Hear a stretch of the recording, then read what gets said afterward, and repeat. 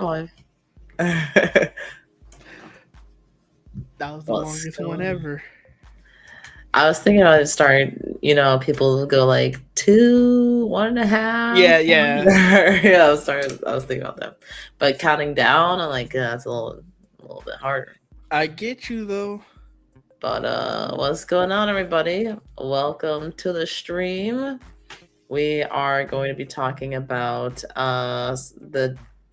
Is it all the demos that we played? I know I don't know. No, yeah, I actually didn't list all the demos that I played. I didn't list every single one. These are the I primarily played horror demo, so I chose all of those ones. It's spooky season. Yes, yeah, it is spooky season. It is indeed. I'm trying to think.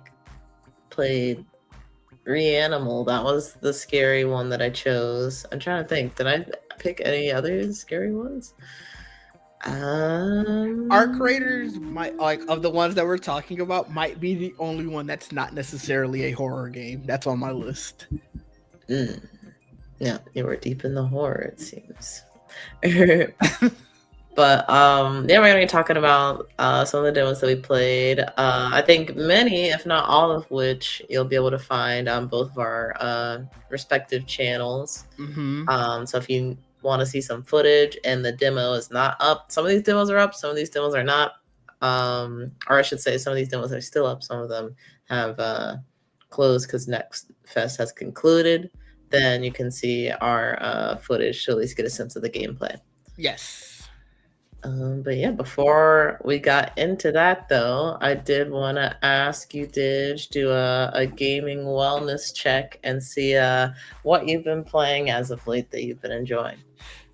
Oh, obviously I'm playing Ghost of Yotei. Very much enjoying that. I'm recording still the Godfather game, which I found out after the episode that goes up tomorrow, where, spoiler alert, I guess, I finished the story campaign. Oh my god. That means I only have 4 more episodes left, because I'm going to essentially, I don't want to give away the story, but there are 4 things that you have to do once the actual story mission's in to fully complete the game. So I'm just going to do an episode for each one of those. I'm playing that. I'm starting Silent Hill either tonight or tomorrow. I gotta see what my timing is like. Oh, I didn't know that. Well, I'm starting Silent Hill 2 again. Not F. I will start Silent Hill 2 because I do want to play F, but I want it to rebeat 2 before that. So I'm gonna start that. Are you doing the remake or the original? I'm gonna do the remake. I mean, why not? Yeah. Okay. Cool. So that'll be on stream actually. So that's what I'm saying. I just have to see what my time is like either today to be able to stream it. Otherwise, for sure tomorrow. And I think those are the main things. I'm once I beat Yotei, I'll start Ninja Gaiden. Oh yeah, I've been thinking about that as well. It's a lot, and it's I've been seeing so many people have so much fun with Ninja Gaiden, so I've been like, man, I actually haven't seen anything. Really? Oh, I've been seeing a good amount of people. I haven't been on social media that much, so. Isaac, what's happening? How are you? I just realized that comment. Welcome. But no, I've been seeing a lot of people have a really good time with it, so I'm excited to get into that. I guess in my downtime, I'm still replaying Ninja Gaiden 2. I beat it again and then just restarted it. Oh, okay. Okay, cool. Are there difficulty levels in Ninja Gaiden 2? I can't remember. Yeah, so I usually just play it like the first time I replayed it again. I played it on Way of the Acolyte, and then it's Way of the Master, and then Way of the Grandmaster, if I remember correctly. No, I probably did Way of the Master. I think Way of the Master is the middle difficulty, but now I'm trying to get on Way of the Grandmaster, which is the hardest difficulty. Oh man, there's like it's difficult. Yeah, I understand what people are saying with the how that used to be the difficult game that people would play. Yeah. I feel like playing the remake this year, it was hard, but it wasn't like I got stumped often. There were 2 moments in particular where I was like, "Oh my god, like I'm suffering through this." No, that's fair. It felt like going back and playing it on the way of the master difficulty after the fact, like after everything I've played since then, it definitely felt easier. You definitely remember some of the pains of what controls were like back then, though. Like that was some things they didn't change a thing with that, so it was a curve with that. But I'm also feeling that when I play The Godfather every time. Like there are times where I'm trying to lean against something or like, duck for cover and you're not perfectly at it, so it didn't pop up to tell you. So they're just doing this. And I'm like, oh, get this. So I think that's just the pain of playing retro games. Yeah, it is. And I played Ocarina. I'm trying to think, it was just last year or did it spill into this year? I don't know. I think mainly last year, and those tank controls were it was tough. It was that plus, and I said this to Dig and DJV, they disagree, but I really do feel like Zelda might low-key be a horror series. It might low-key be a soft horror series. And being afraid and then also struggling to move the character while you're afraid, like that is like one of the worst things. And that's fair. Unfortunately, well, not unfortunately, but I do want to play Majora's Mask soon-ish. I thought I would have been playing it by now, but there's so many other games that have come out. So I'll be back in tank control land, not too far away from here. But what are your favorite games right now? I do want to hear yours. Obviously, I spent a lot of time talking about what I'm playing and what I'm going to be playing. Definitely Ghost of Yotei. I've been really enjoying that. I've been taking it slow. Because I wanted to like 100% everything and get the platinum like I did for Ghost of Tsushima. Okay. So I'm balancing that. I'm like getting back into Metaphor, which I still enjoy. It's just like, and I've mentioned this so many times, but you have like X amount of days before like the next big thing happens, and like that, it starts to really kill my motivation to keep going. Sure. But we're kind of over the hump there, so like try to keep going while I'm motivated. I just finished playing Okami, and I really enjoyed that. And kind of like what you were saying earlier with the going back to play retro games and the different control schemes like that. That is another one that I think could greatly benefit from some kind of like remaster or remake where they update the controls. Because sometimes it just does not work the way you would expect, and it's frustrating. Yeah. What else? And then off and on, I have been playing Balatro. I really like Balatro, actually. Do you? I gotta play it. I think I have it. Let me see. Let me pull up the Xbox app. I think I have it installed on my computer. It's made me, I think, a lot more open to trying out card playing games because I really like it. It is not installed. I'm gonna have to try it out though.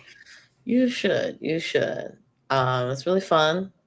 And even though, like, because I know we were both saying we don't really know how to play poker, but I think after a while, because it shows you like what all the poker hands are, so you can kind of, and it'll tell you if you put together a poker hand with like the cards you have selected, so you kind of start to learn your way around things. But that's been a lot of fun too. What's coming up next for me? I still want to play the Indiana Jones DLC. That's fair. I think that's getting pushed a little bit so that I can play Keeper. I think I'm going to do Keeper this upcoming weekend. Just do like maybe 1 or 2 streams just to finish it out. Because I think it's like only 6-ish hours or something like that. So it's not too terribly long. And people have been saying it's really good. It says 5 on How Long to Beat. It could be a stream. But it depends on how locked in I am. We'll see. That's fair. No, I wasn't trying to say to push you to, do it in one stream or not. I'm just looking at the see how long it was for you. Yeah. I saw when it first came out, the How Long to Beat was like 6-ish something, but it also was like not as many people had, I guess, filled it out. Yeah, fair.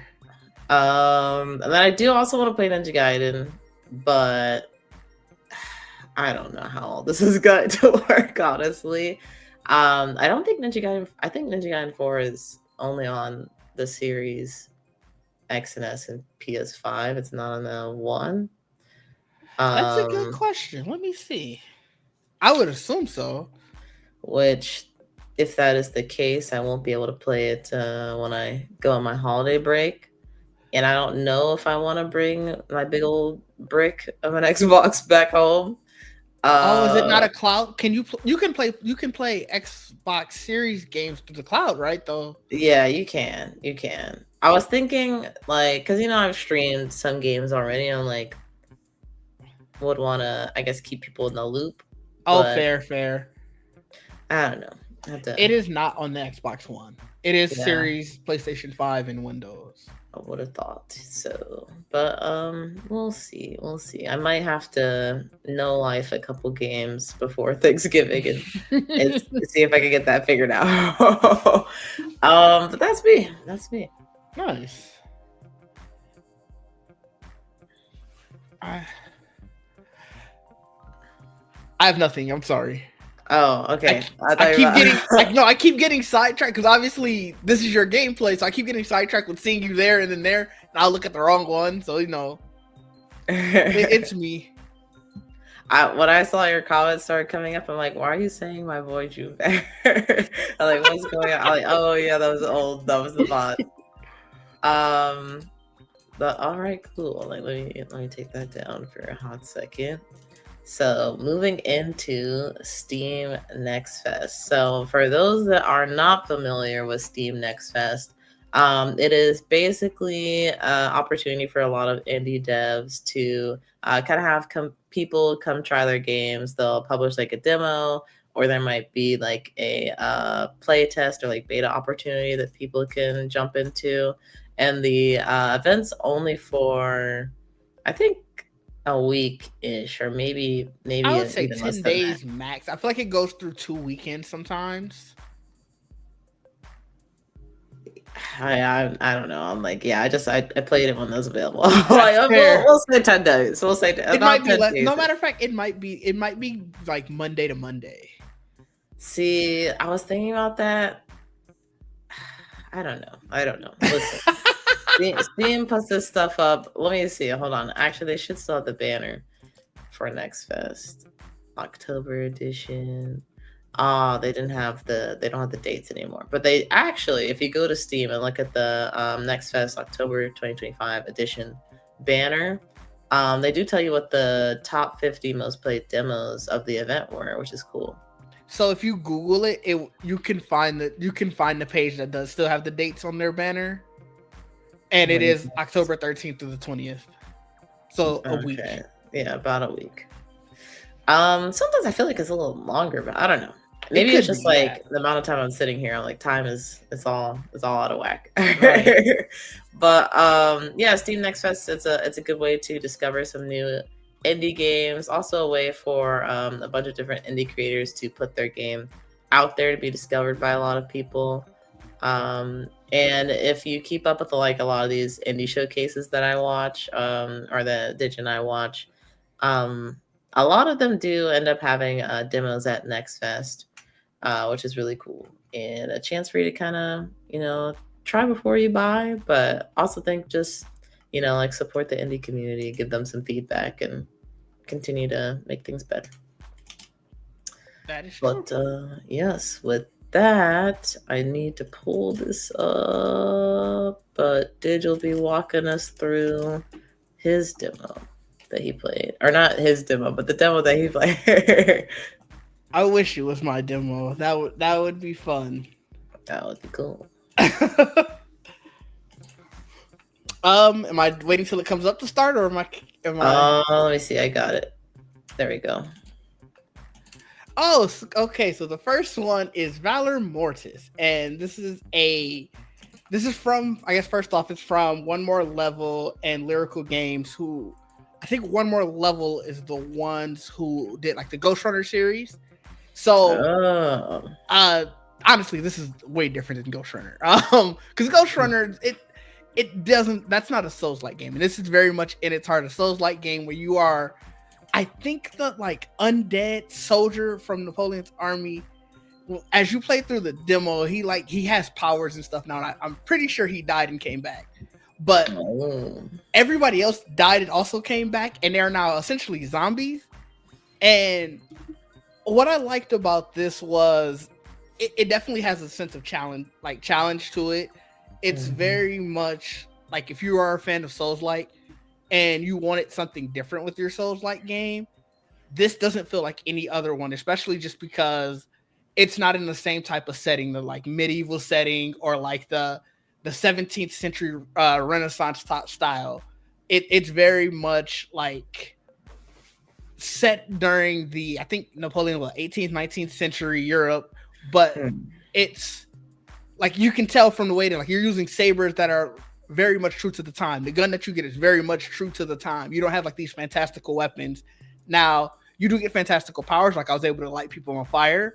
Didn't kind of really understand why. As you can see from the title of the video, I don't know why everybody turned to zombies either. Like the story was kind of non-existent throughout all of this demo, but it was fun. I do think that the fighting had a little bit of like it's a little slow fighting. Heavy attacks and light attacks are the same button. You just hold it for heavy attack, which is kind of worrisome. Because it's not it's definitely I think I've died more than once in this game to that, because if it almost feels like if you press the button a little too long or a little too heavy, it starts trying to wind it up for a heavy attack when you really just meant a light attack. You just pressed a little too heavy. And that was kind of worrisome. The dodging and the thing I had the most issue with, I think, is the blocking and parrying, because it feels like it's waiting for you. And this actually might be a good point where this might be a perfect point in the video where I'm trying to parry, and you see how slow it is to sort of bring up the saber to block. And it almost feels like you have to be able to see it perpendicular to their swing, and that's when it knows that it's blocking. So like those are little things I'm hoping that they polish up when the actual game comes out, but I definitely would say don't let it distract you. It's a fun game. The setting is unique, and I had a good time overall. But it is challenging. So like if you don't want a game that will challenge you and like really make you frustrated, I wouldn't suggest this. But I say that about any Souls-like. Like if you don't want to get frustrated by a game, you probably shouldn't play Souls-like games, because I do feel like they're almost designed to frustrate you. Yeah, I don't disagree with that. I guess from a like Souls fan perspective, because this is first person, it seems like more I don't know, like the world is definitely different than what you would expect from software, which is to be expected because this is not from software.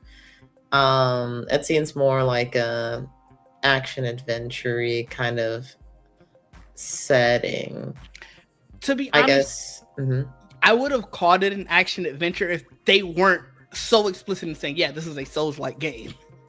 Because it's not like an action adventure game can't be difficult. Like there are many action adventure games that are super difficult, but it feels like they went out of their way to make sure to let people know, like, hey, no, this is a Souls-like game, just to let you know what you're getting into. Interesting. And then is there like a boss towards the end of this? Yeah, so you play this general. That's actually where I ended up getting frustrated and be like, I'm done, because you can see how many times I died to this general. Oh, wait, was it the guy I was... No, this is it. Oh God. So this is the general. Okay, because I was gonna ask, were there any like monster kind of looking people, or they all looked like regular dudes? But no, this is so this fight, and I think all of my deaths didn't make it to the ending VOD. So I think I died maybe like 7 or 8 times. Then I finally got him, only to find out there's a second phase. Because Oh, obviously it's an alpha. There's nothing like where a lot of people are talking about, the full scope of it or anything. So I did all that, found out there was a second phase. I died to it once, and I was like, all right, I'm giving it one more try. I was already like an hour or so in recording anyway. And I was like, if I die, I'm done. And the second phase is crazy for this one. And this is just one of the ones where I was dying in the first phase. In the second phase with this one, he starts summoning like the undead again. So when I died the last time, I didn't even get hit by him. One of his people, as I'm fighting him, shot me.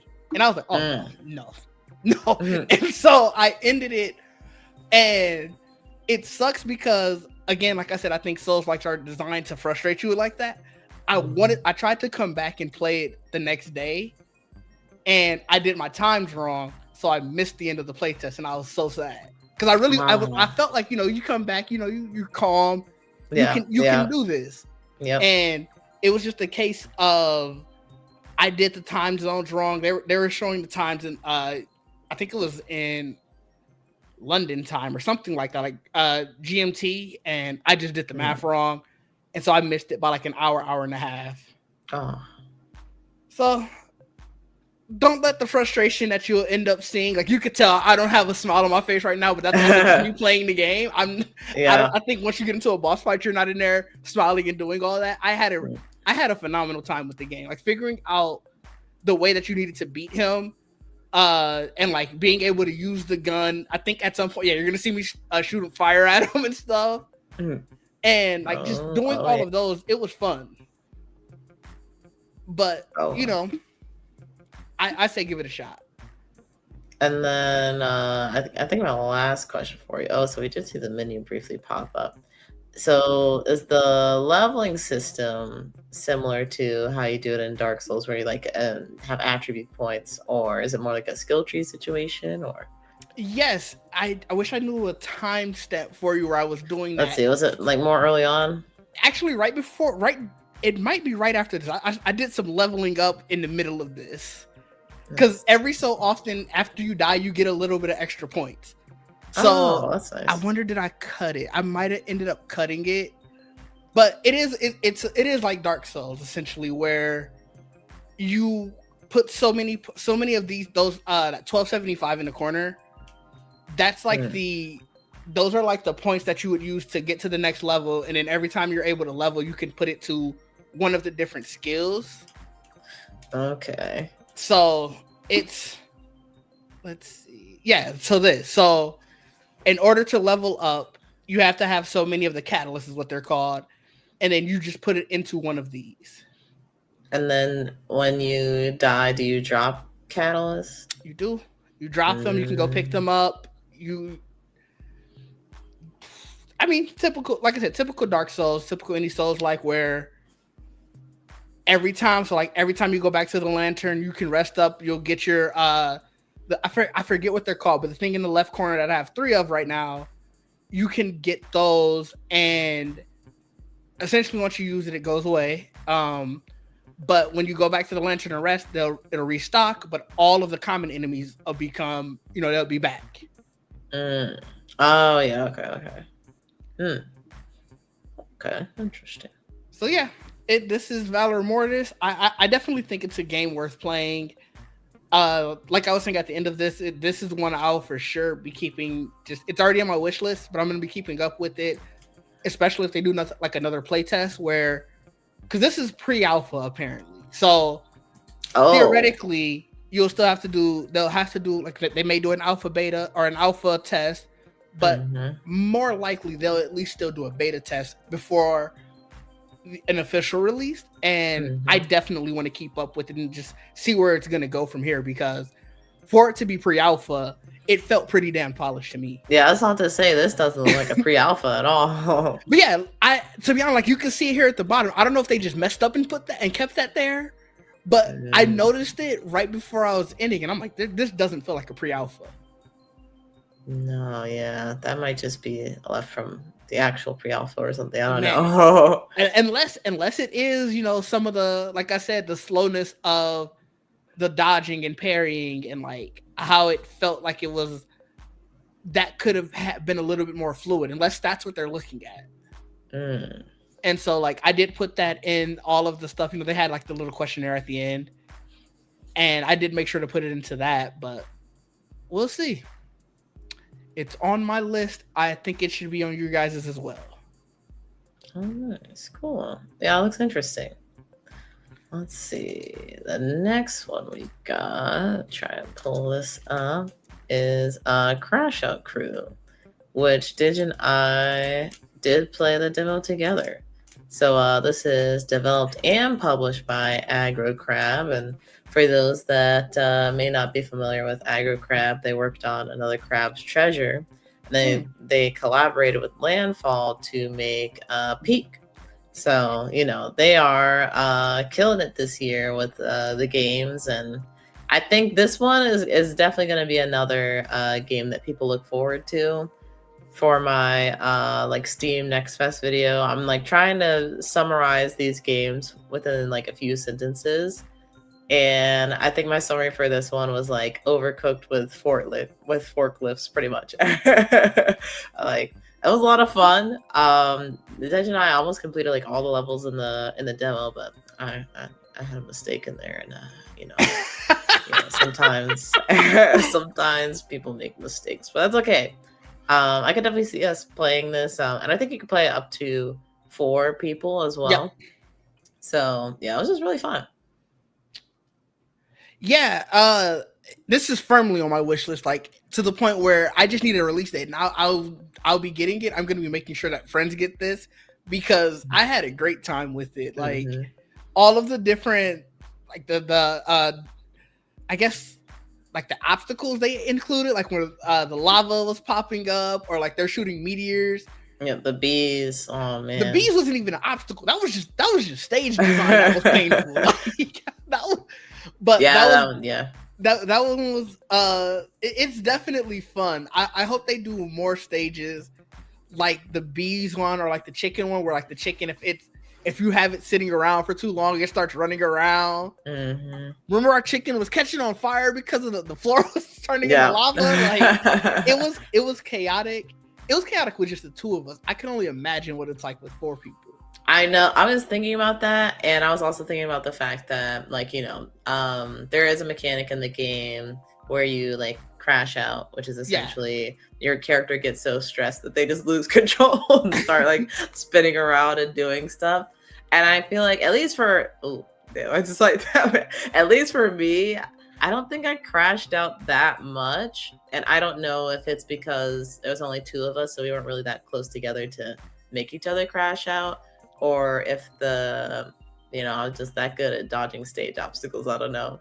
But I feel like it has to be that there just wasn't enough of, like, those stages are small. So you start thinking, when you're including 4 people going around and everything, it was very easy for you and I to try to sort of stay away from each other. But when it's 4 of us doing all of that, you know, bouncing into each other, because every hit basically brings up the crash out meter, as you can see from before earlier. So I think when there's more people, it's very much a lot more crash outs.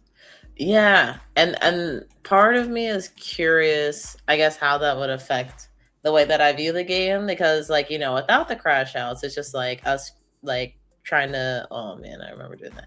It's us trying to like, you know, can be, oh, there is a crash out right there, but it's us trying to communicate, like, hey, this is what the order is, like, I need X, Y, and Z, and then trying to deliver on that. And with the additional people, it's like, you know, you have more people you got to get around. You have to like try and communicate with everybody, so everybody's on the same page. So I wonder how things will change in that regard. So I wouldn't critique the lack of crash outs, because I just don't think we had enough people to really get that many. But I wonder how does it strongly affect gameplay? I feel like it might not. Where it was like with this one, like we're crashing and we're having to focus on both trucks. Where I feel like it has the potential to be much more fluid, where it's like, all right, 2 of us are going to focus on truck A, 2 of us are going to focus on truck B, and then in the midst of the crash outs, you're just like, all right, forget it. You go to whichever truck you can get going. We got to make sure we don't lose. And I think it'll make it more hectic, but it'll still be like the crash outs. It wasn't like it was like, oh my god, the world is over. It was still very fun. Yeah. Like the only reason why we didn't do like I was just tired towards the end of this. This was the last demo we played of the day, and it was just like, all right, I want to kind of go to bed because it's just been a long day. Like, yeah, it was getting late when we were playing this, but I'm not sure if we played this demo the longest, but it's definitely up there. Yeah, for sure. A lot of it. But yeah, really enjoyed this one. I definitely recommend people keep their eye out. Let me see on Steam. It says, yeah, I think the demo will likely be unavailable. I was gonna say by the time this comes out, but this is a live stream. I think. Let me see. It says they extended it for a week. If you're here watching now, you might have the chance to play it today. Yeah, it says until the 27th. So it doesn't even say when on the 27th. So you got maybe until tomorrow night. Yeah, so I mean, if you're interested, if you're a fan of Aggro Crab, I can't even really say like, oh, if you like Peak or if you like Another Crab's Treasure, because this isn't necessarily super related to those. But I think the developer, like the spirit of the developer, if you like that group in particular, I think you would enjoy this game. So definitely give it a shot. You have maybe 24 hours, so get to it. Get some friends together and get to it. On to the next one. We have The Last Mile. Let me pull this up here. So this one was one I was trying to do pretty much all horror games. That's primarily what I played just throughout Next Fest itself. And this one, the reason I brought this one to this list is I think this is one of the ones that has a lot of principle. Do you remember when we played was it Pacific Drive? Pacific Drive. Yeah. This is very reminiscent to me of Pacific Drive without needing to go and do all of the things where you have to like rebuild your car essentially. So this one, you're literally just driving the entire time. I chose the beginning of this stream because you're gonna see immediately where the downsides to this game is, and it's the driving mechanic. And to be fair, this is a game that is very much doesn't have a release date. I think it's a solo dev. I know I did this all out of order. It's developed and published by Frost Timber Studios, and I believe he is a solo dev. So this is a game that's very much a work in progress, and I love the premise of it because it is you're driving at night. Once you see me get to driving, you'll see how little you can see of the world around you, and especially for a game that's designed to be a scary game, the atmosphere is there. Like you barely hear anything. Like the music is kind of low, and so it gets you into the vibe of you're driving at night in a scary place. And what sort of happens and what sort of the drawback is the actual driving is the thing that needs the most work. Like I was trying to do a wide turn here essentially, and I'm stuck because I went off the road at the wrong angle. So you're going to start to see me get a little bit confused on the stream. But I think this is one of the ones that can and I really wish the demo was still available so that way more people could play it. But I think this is one of the ones that could benefit from a lot more eyes on it because, like I said, once I get to driving and once you sort of get on the road, the premise is there and the premise is a little interesting.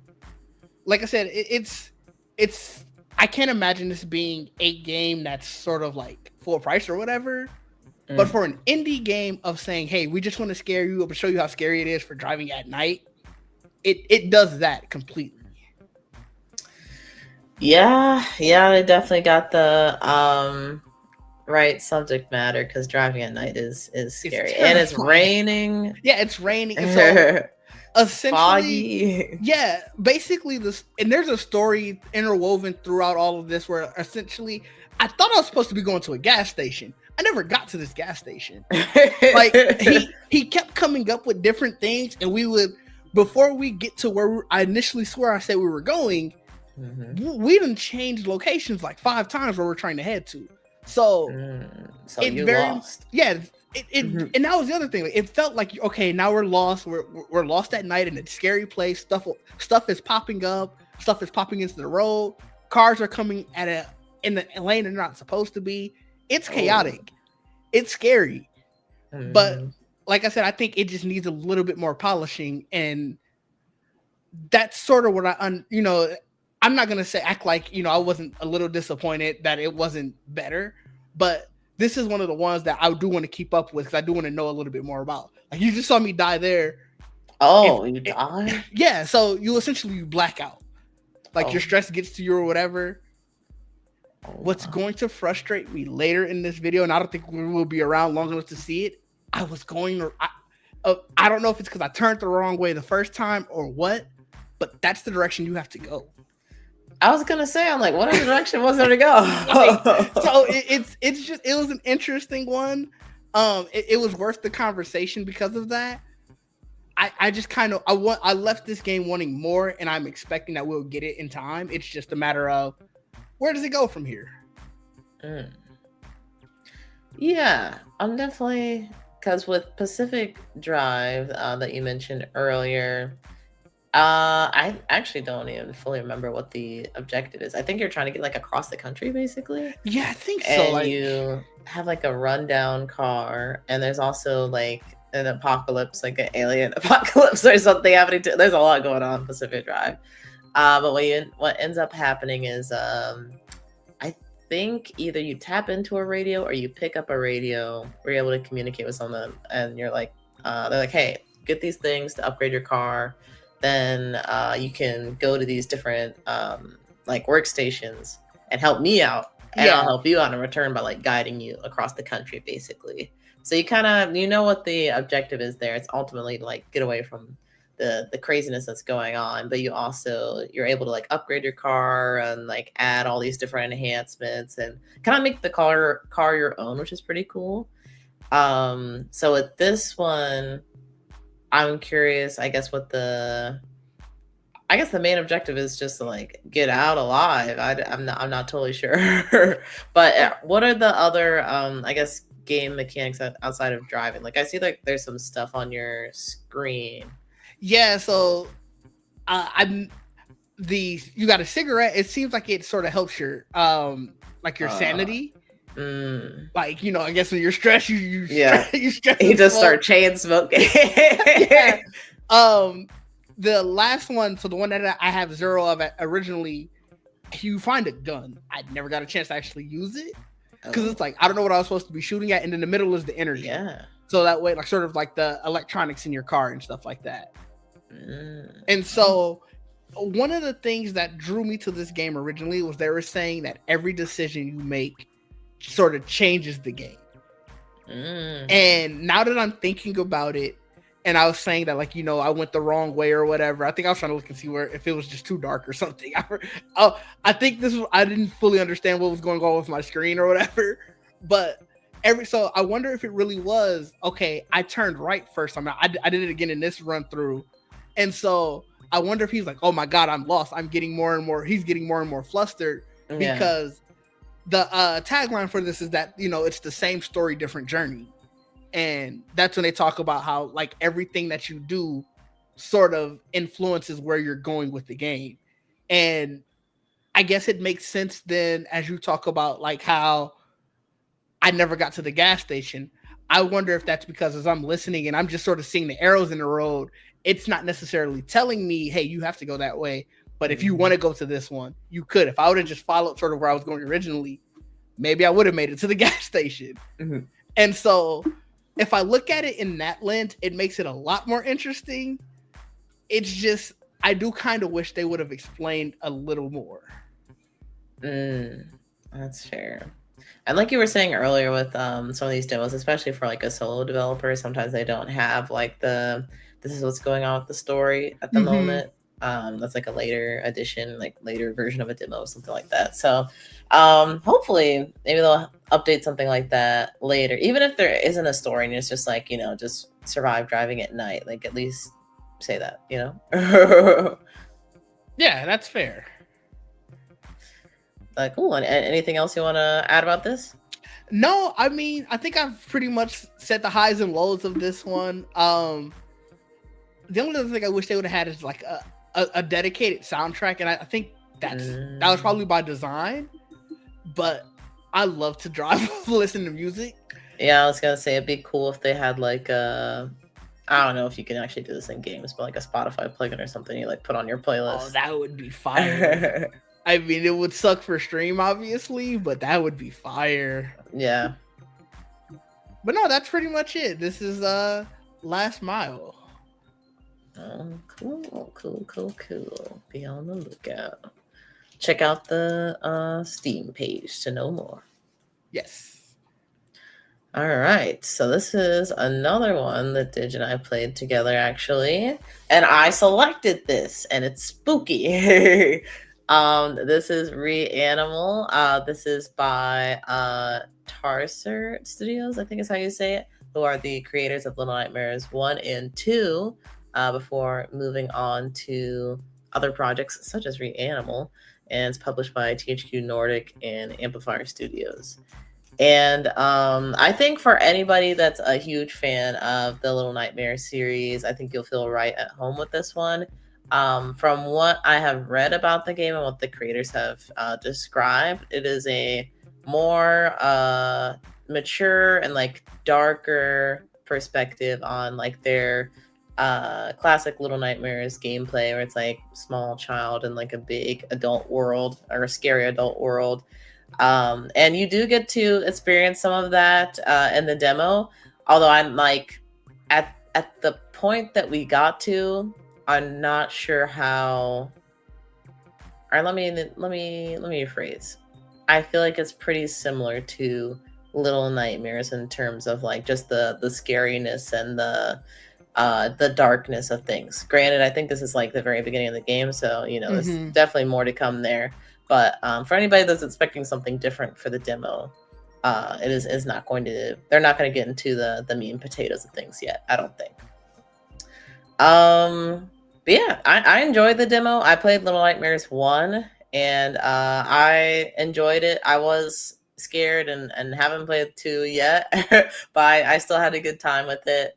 I think I would definitely be more open to playing Reanimal since it's like co-op. And I was also, when I was kind of doing my Next Fest recap, I was talking about how I played this with you. And I'm like, yeah, I don't know. I'm like, I think me and Dig just trauma bond a lot. Like, I don't know what it is. Like, we're constantly just going through these horror games, these horror demos. But I do feel like it is easier to like have somebody else there, even though it's a scary situation. But at least you're not alone. That means you could join me in more horror games. I like it. I didn't say that. No, that's what I heard. Well, you misheard. But yeah, I enjoyed this. I think my biggest critique is just the way that the demo ended, which was like pretty abrupt. Oh, it was so abrupt. It kind of leaves you wanting more, which I think is probably the intention, but at the same time, it also leaves me going like, wait, what? Like, did my game freeze? Like, what happened? So that's probably my only critique for the demo. Outside of that, I think everything works as you would expect if you played Little Nightmares before, and yeah, it's a good time. But yeah, no, what about you, Dig? It was a lot of fun. I do also agree that it ended abruptly. That's probably my only critique. Other than that, it was great because the creepiness factor of it is like, it's not too much, but it was just enough. Like, yeah, when we get to the point where we're hiding in the seats, and he's coming to check the train car, like, there was real fear there, and obviously you're feeling it from, you can tell how much the characters are scared and they're ready to get away. But the chase scene in this, and like when we get to the second part of it, and now we have to run, and this is obviously right where the demo is ending, but you're running, you're getting across, and it was fun. And I think this is light horror, I would say. So for like anyone who doesn't want to be too scared, but they want to have sort of a thrill in their game, this is what it's for. Like this is what that one is. Oh, it's right. This is where.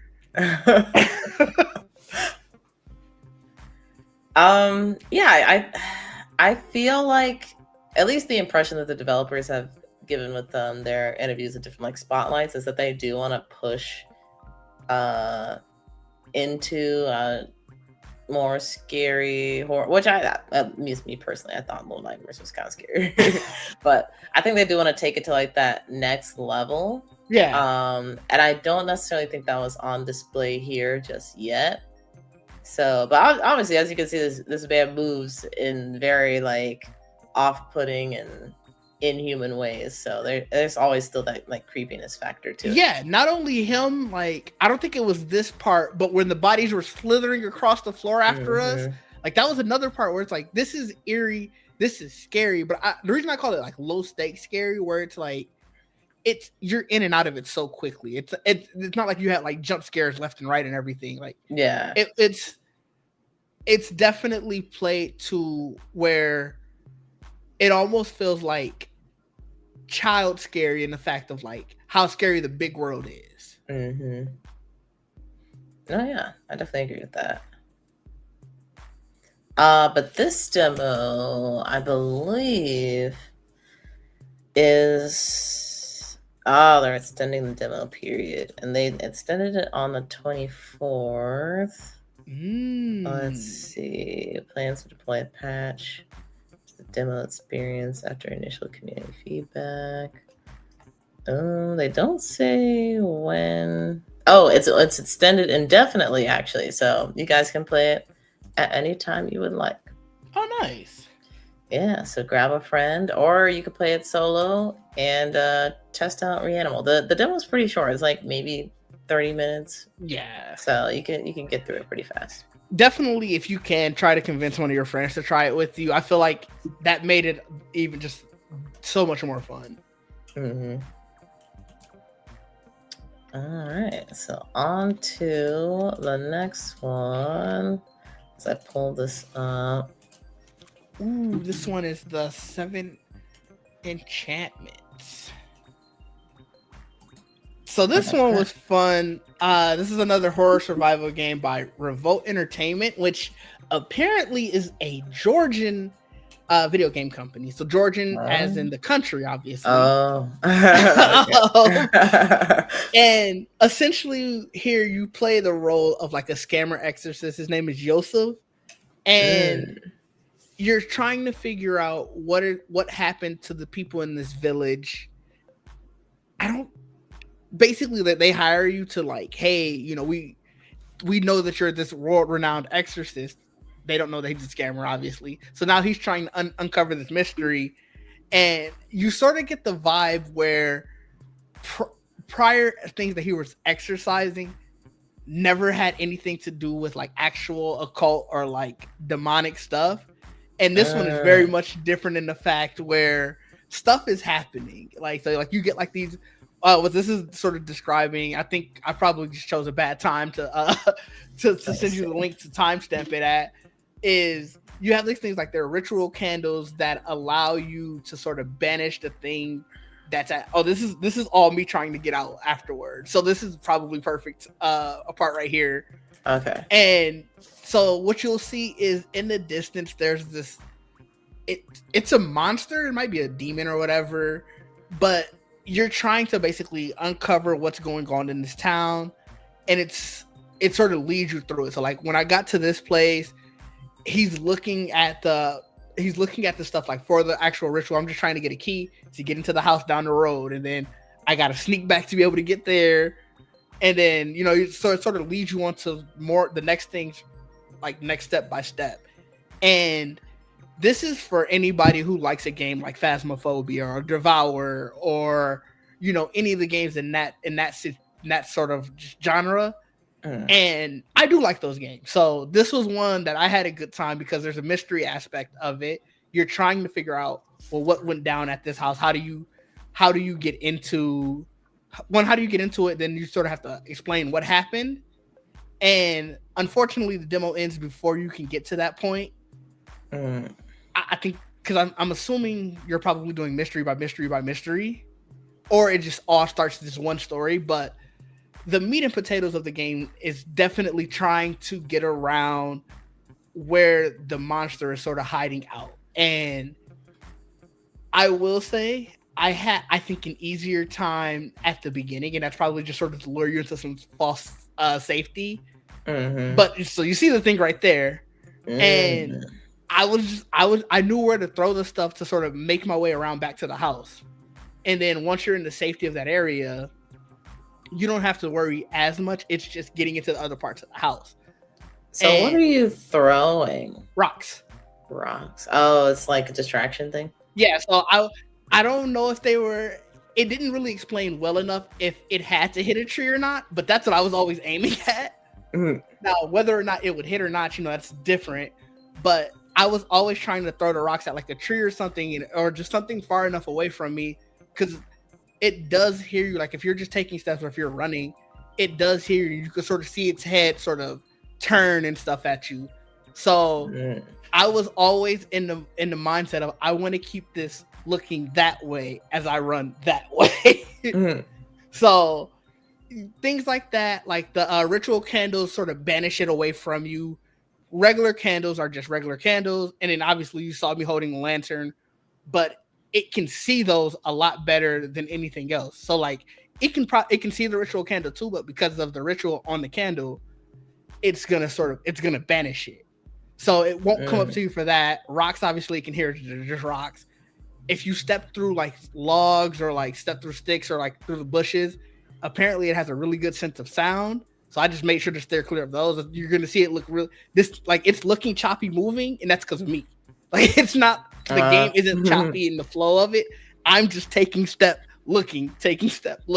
You're doing that like Dune worm walk. Yeah. So this was a fun one if you like a mystery.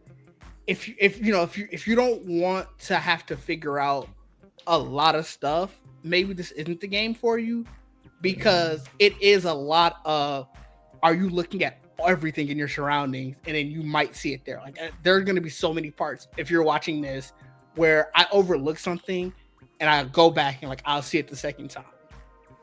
And that's up to you whether or not you're a fan of that. Similar to, I know you mentioned like Phasmophobia as a example of a game that's close to this one. Are you able to play this game with friends, or is this something that you play by yourself? So this is completely single player to my knowledge. Like the demo for sure was, the Steam page only says single player, but I don't, because it's still in active development, like they don't even have, it's just coming soon. And I can't read Georgian. I don't know if that's specifically their language, but everything on their site was in their Facebook page. They didn't even have a website. So I don't know where they're standing with this. It does seem like, hey, we are celebrating where the demo is right now while we're still working on it. When we have more to update you on, we'll update you. Interesting. Because I know it's definitely like, and I think I talked to you about this maybe the last gaming podcast, or I can't remember, but mentioned like Friend Slop being like a new kind of game category. It seems like it's solidified. Like people are saying Friend Slop now. And not, I feel like horror games usually aren't Friend Slop, but this seems like a game, basically what I'm trying to say, that you could play with friends, like similar to Phasmophobia. It has those vibes for sure. Like I don't see why it couldn't. Like you couldn't have a team of The Exorcist.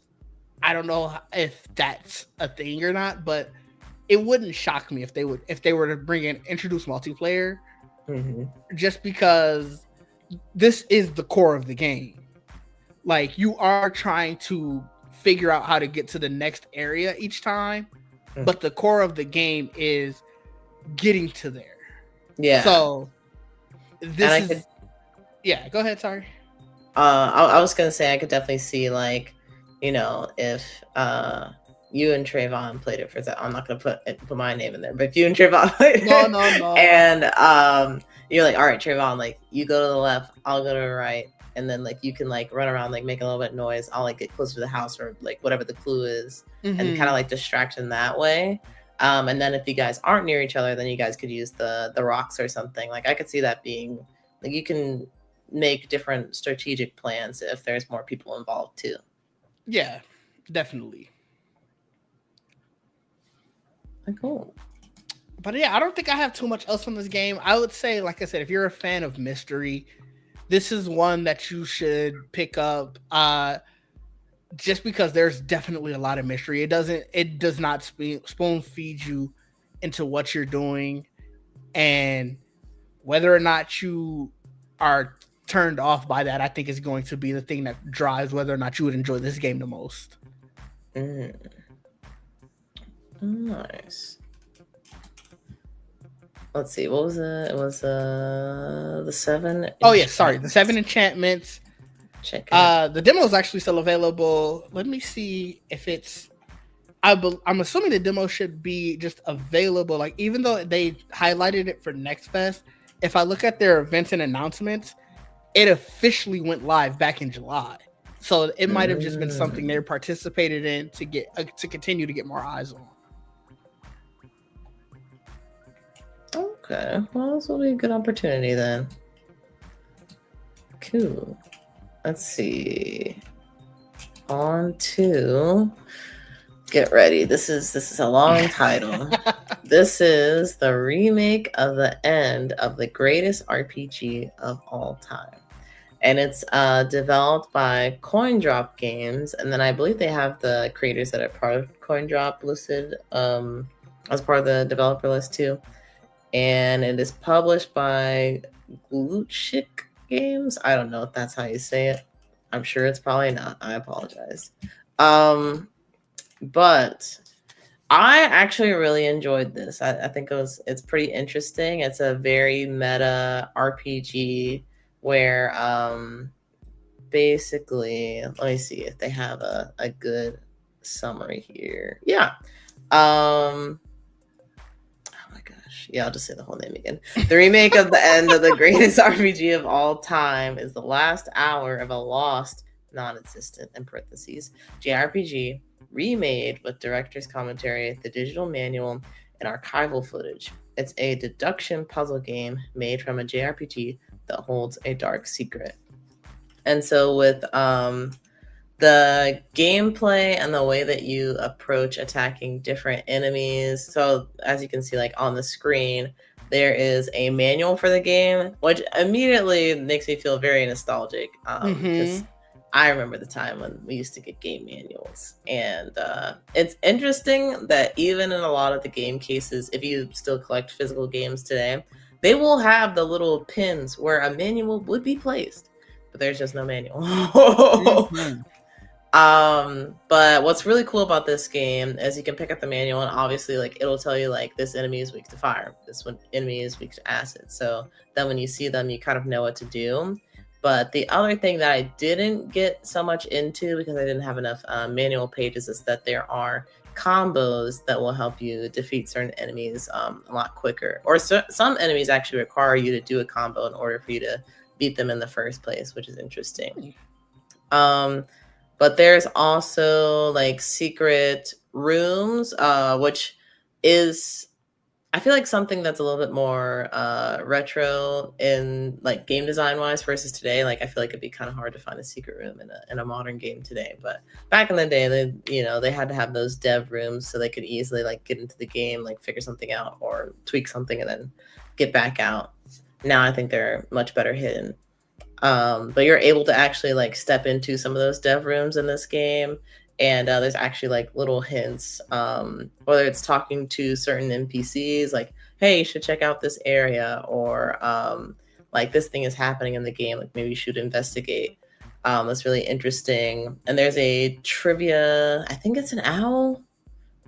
But there's a trivia owl that will say like, hey, you just talked to like Robert the robot. what did they say? And it'll kind of like quiz you on like what just happened in the game. And you have to be an active participant in this and actually be thinking like, oh, like they were talking about like X, Y, and Z, and they wanted me to go here in order to like keep progressing, which I think is interesting. And I feel like and I recommended a video to Dig earlier talking about like decline of like strategy genre in gaming, and Daryl Talks Games is the name of the channel. He was talking about how social media probably plays a part in that, and how it's like shortened our attention spans.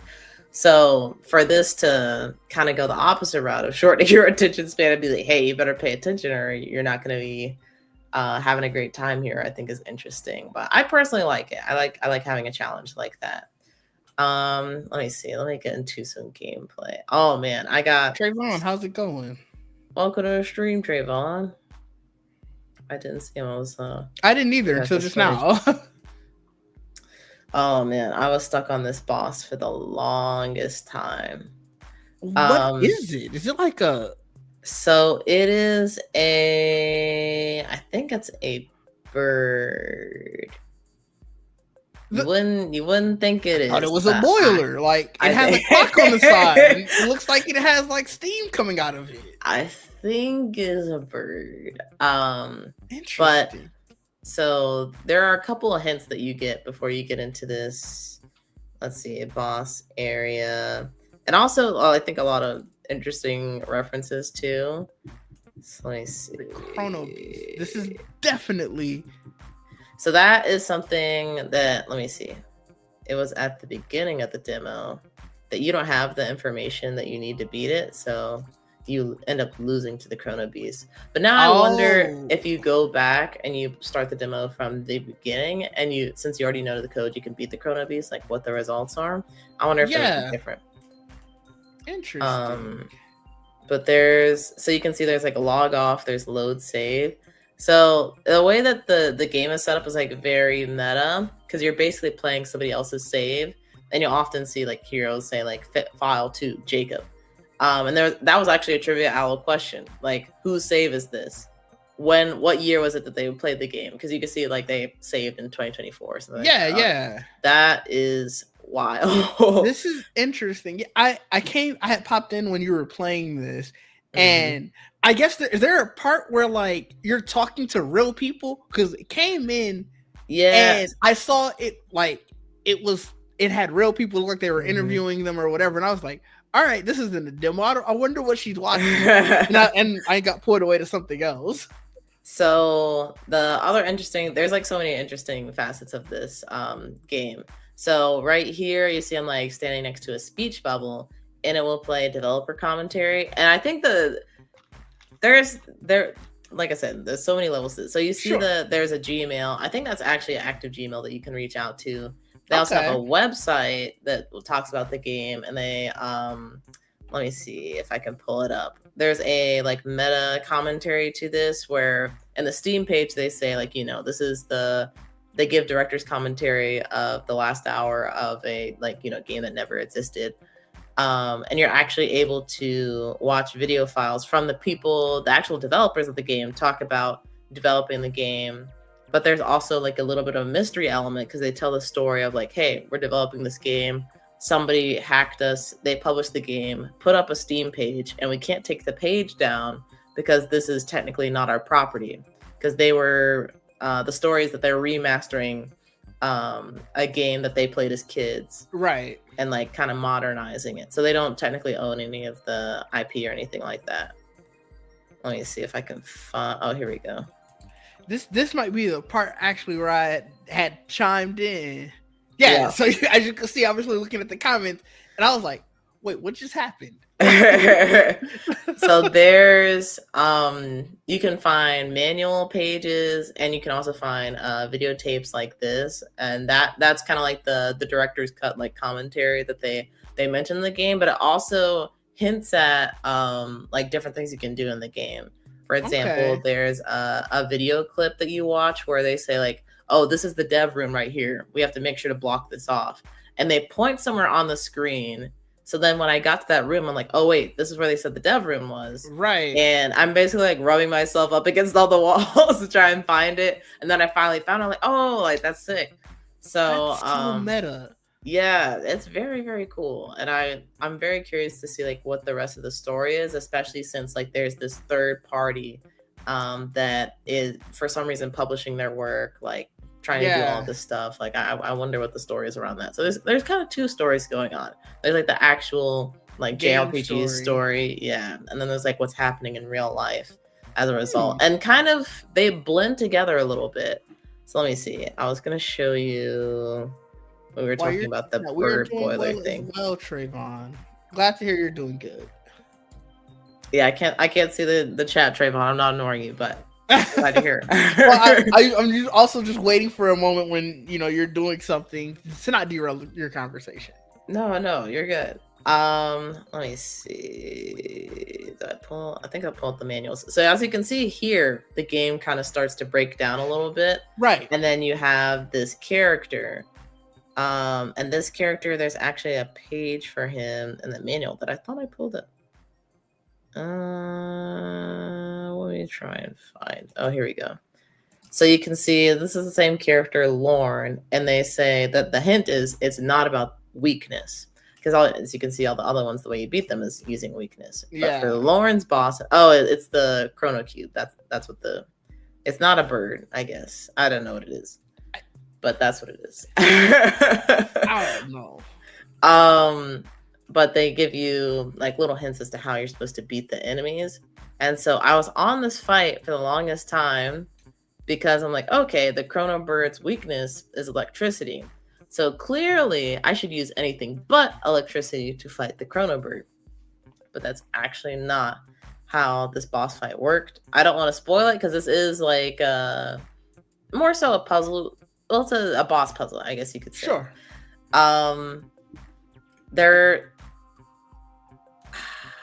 I personally, I don't know if I would have came to the solution without I ended up looking up somebody's stream to see I'm like what am I doing wrong? Like, I don't understand. Then when I saw it, I was like, oh, okay, it does make sense, but would I have arrived at that conclusion by myself? I don't know. And that was like the first puzzle where I felt that way. But clearly somebody else was able to solve it. So right. That's just my 2 cents. But I still enjoyed it, even with being stuck for, I think, an extended period of time. But it was a lot of fun. And then towards the end, okay, you can kind of see. Actually, I'll pull this up. And then after you beat the demo, and actually even during the demo, if you choose to log out, you get put into the dev room. So it kind of let me see. It has a really cool transition. That was actually I ended up logging out in the game because I'm like, oh, is that what I'm supposed to do to beat this boss? And I was like, no, that's not it. But it has a cool transition to get into the dev room. If I would I was kind of having trouble with the menu, but that's fair. Once I get there, it's an interesting menu. It's I was trying to think, is this retro? I'm like, I don't think so. No, I don't think I would call this retro either. You see, I log out, and then it kind of like zooms out like you were looking into the screen. I'm like, oh, that's pretty sick. And then you're just like in this kind of dev area where you can. There's like a video that plays on the wall. There's the code for the Chrono Beast on display. There's like a lot of little things. And I feel like as you progress in the game, when the more you log out, like the more things you're able to find like this. Mm-hmm. So I'm sure there's lots of little things that you can learn. It's pretty cool. Interesting. Yeah, I'm gonna definitely check this out. You should. I was just looking to see. I'm like, is the demo still up?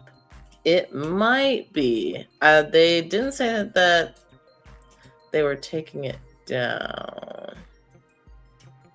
I was gonna say it's at least up where I could add it to my library currently. I don't see anything about a time like, hey, we extended this a week or whatever. Like their last update is, hey, we're participating in Next Fest.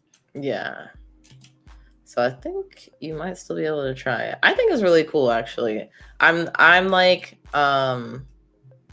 not disillusioned by the RPG or JRPG genre, but I feel like after playing so many like classic RPGs that they don't all do the same thing per se, but you know, they have similar mechanics. I do really value like games like this or like Expedition 33 or even like, you know, going back to Paper Mario because that was kind of a very unique situation that wasn't emulated until much later.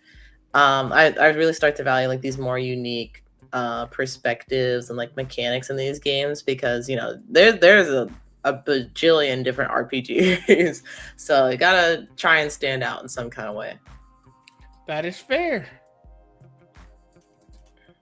But yes, the next one up is I'm actually really interested to see your gameplay for Crisol. This one, so it's Crisol Theater. Also, real quick, I didn't want to just like get up and throw you off. I do need to turn on my lights. No, that's fair. That's fair. I'll be right back. At some point you were going to. Yeah. Like I'm losing sunlight. So while she's gone, this game is called Crisol Theater of Idols. It is developed by Vermila. I think it's Vermila Studios.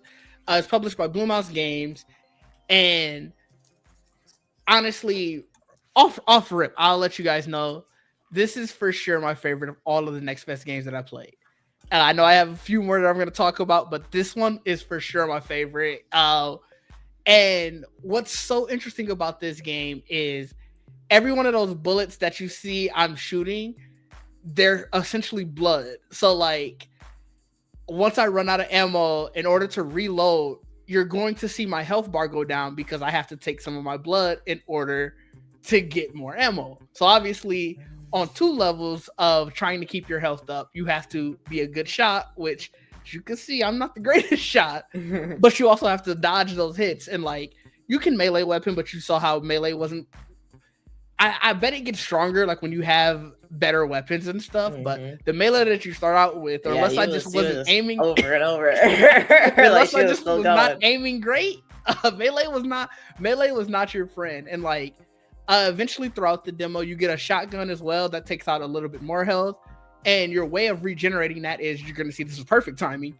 You essentially absorb the dead bodies or the corpses that are around. So like you can absorb it from any type of like farm animal, so like chicken. At some point in the demo later, it might be right here. Essentially, there's a dead horse. You're able to absorb the blood from that. You'll see like just dead human bodies around. The interesting one I saw that you weren't able to absorb from was at some point in here. I'm gonna be by like a essentially like a fish market type thing. And you're not able to absorb it from like the fish or like the stuff like that. So that one was interesting.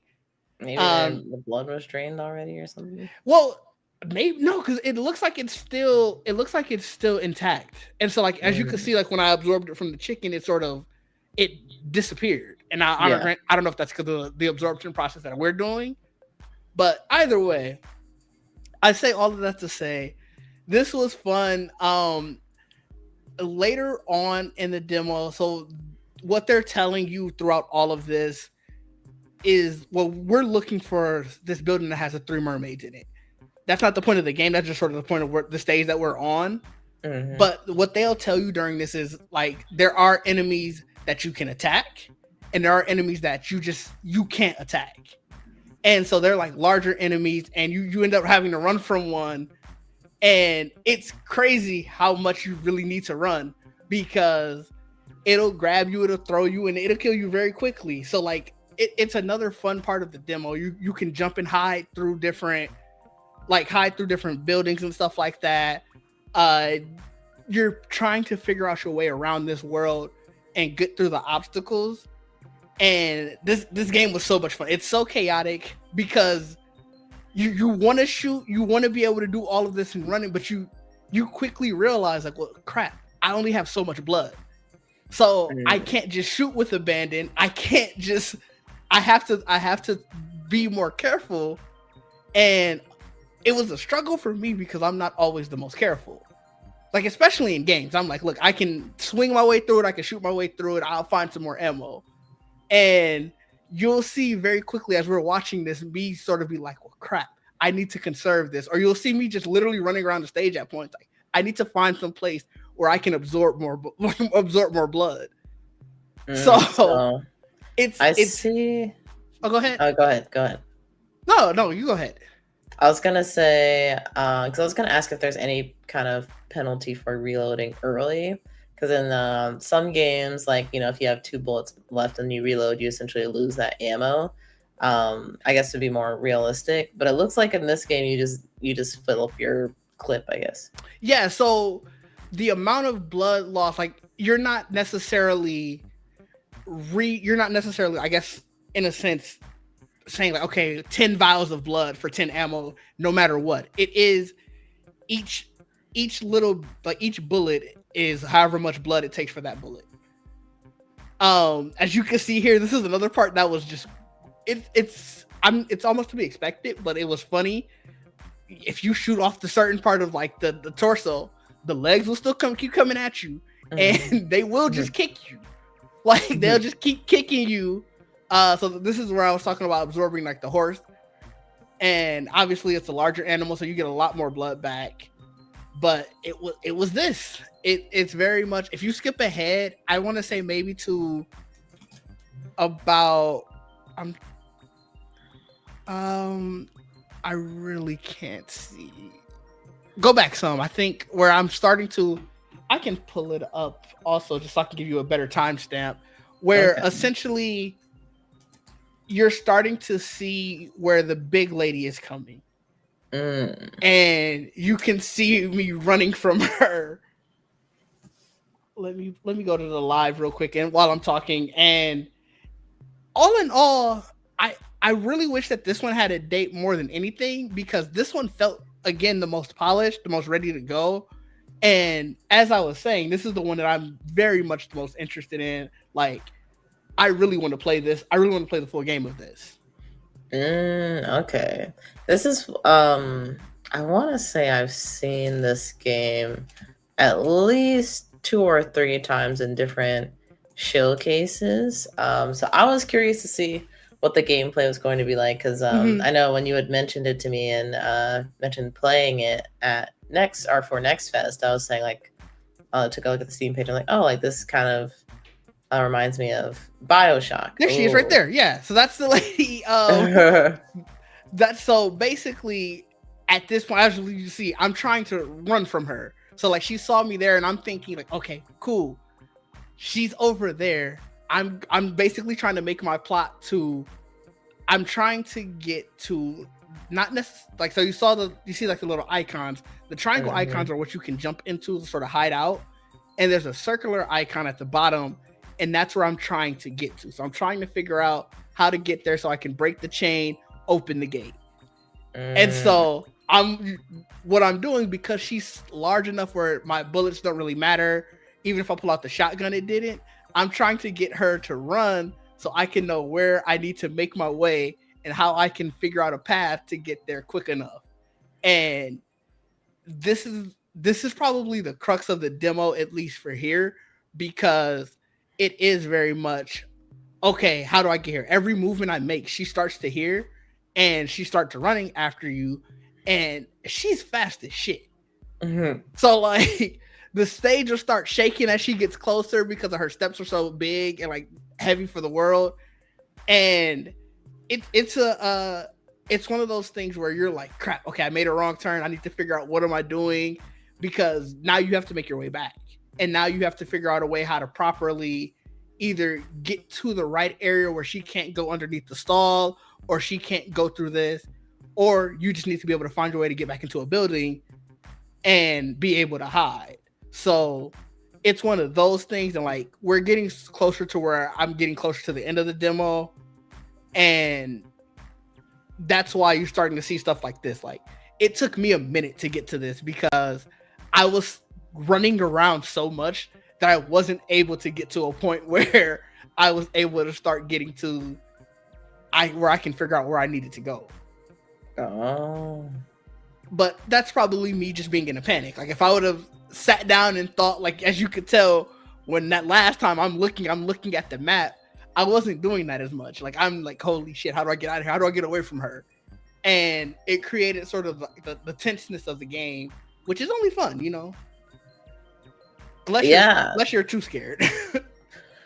I don't think this looks too bad at all. And I was actually back in the day when I was like, I only had a Xbox and I guess not disposable cash to play a bunch of games.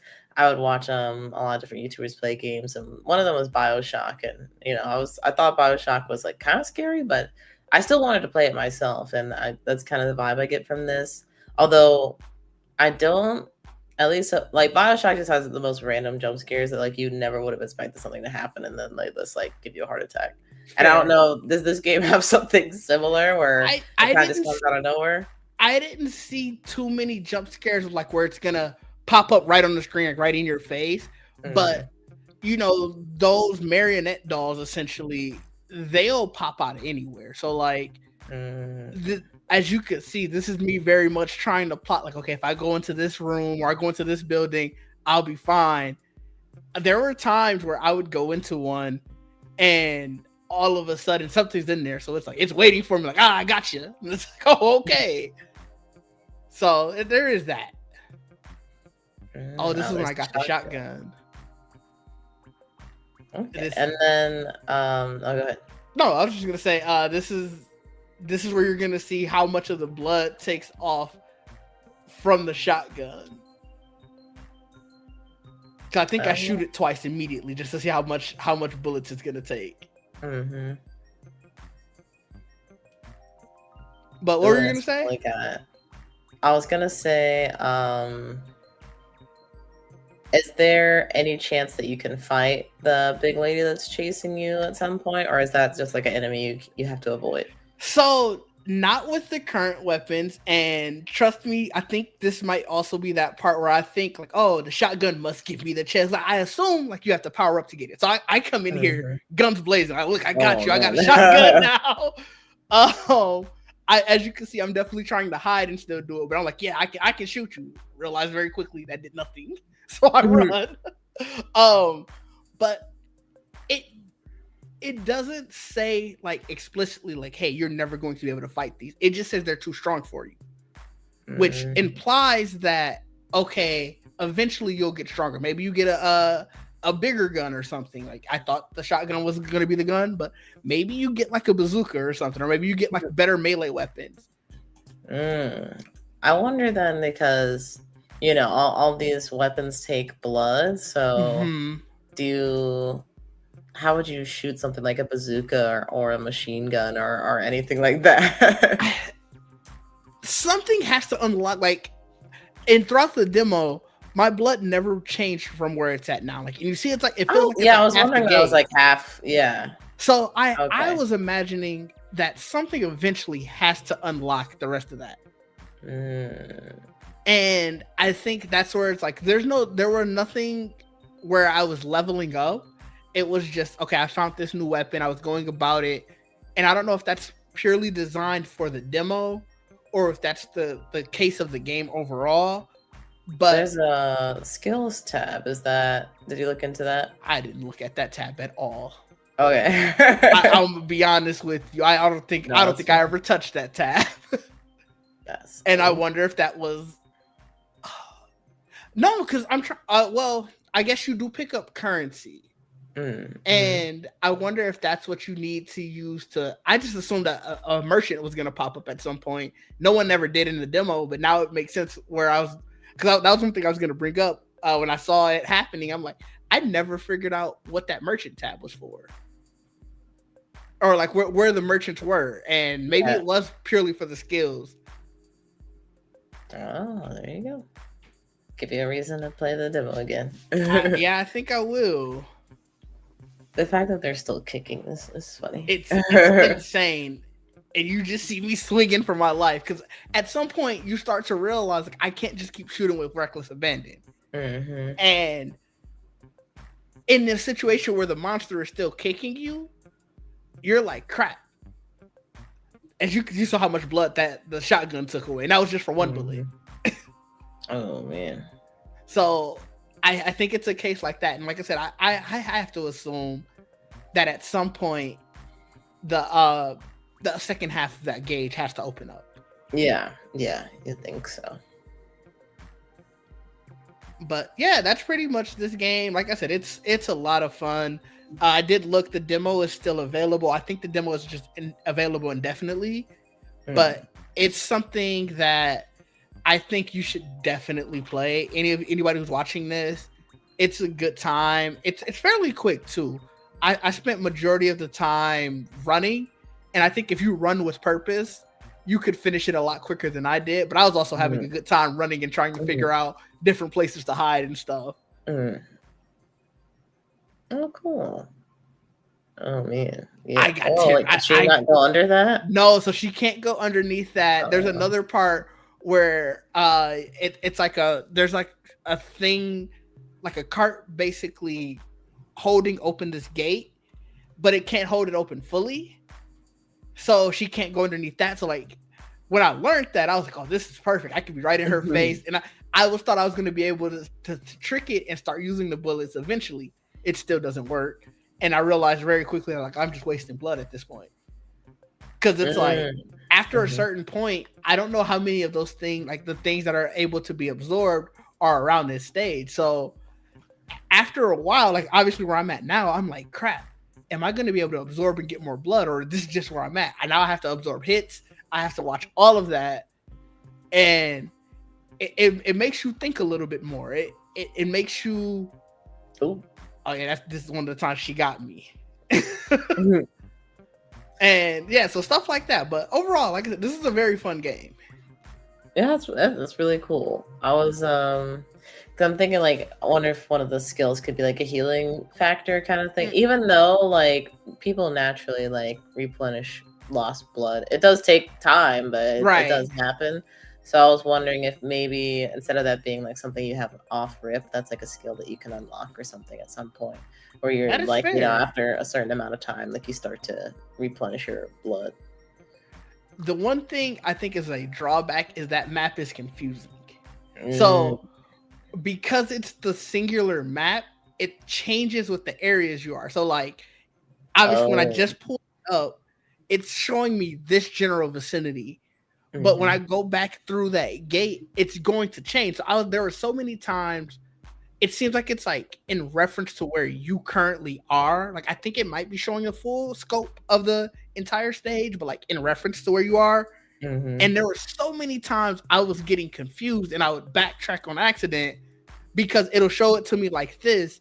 But then once I get to this part again, it's going to show like parts are red again. And those are parts that you haven't explored.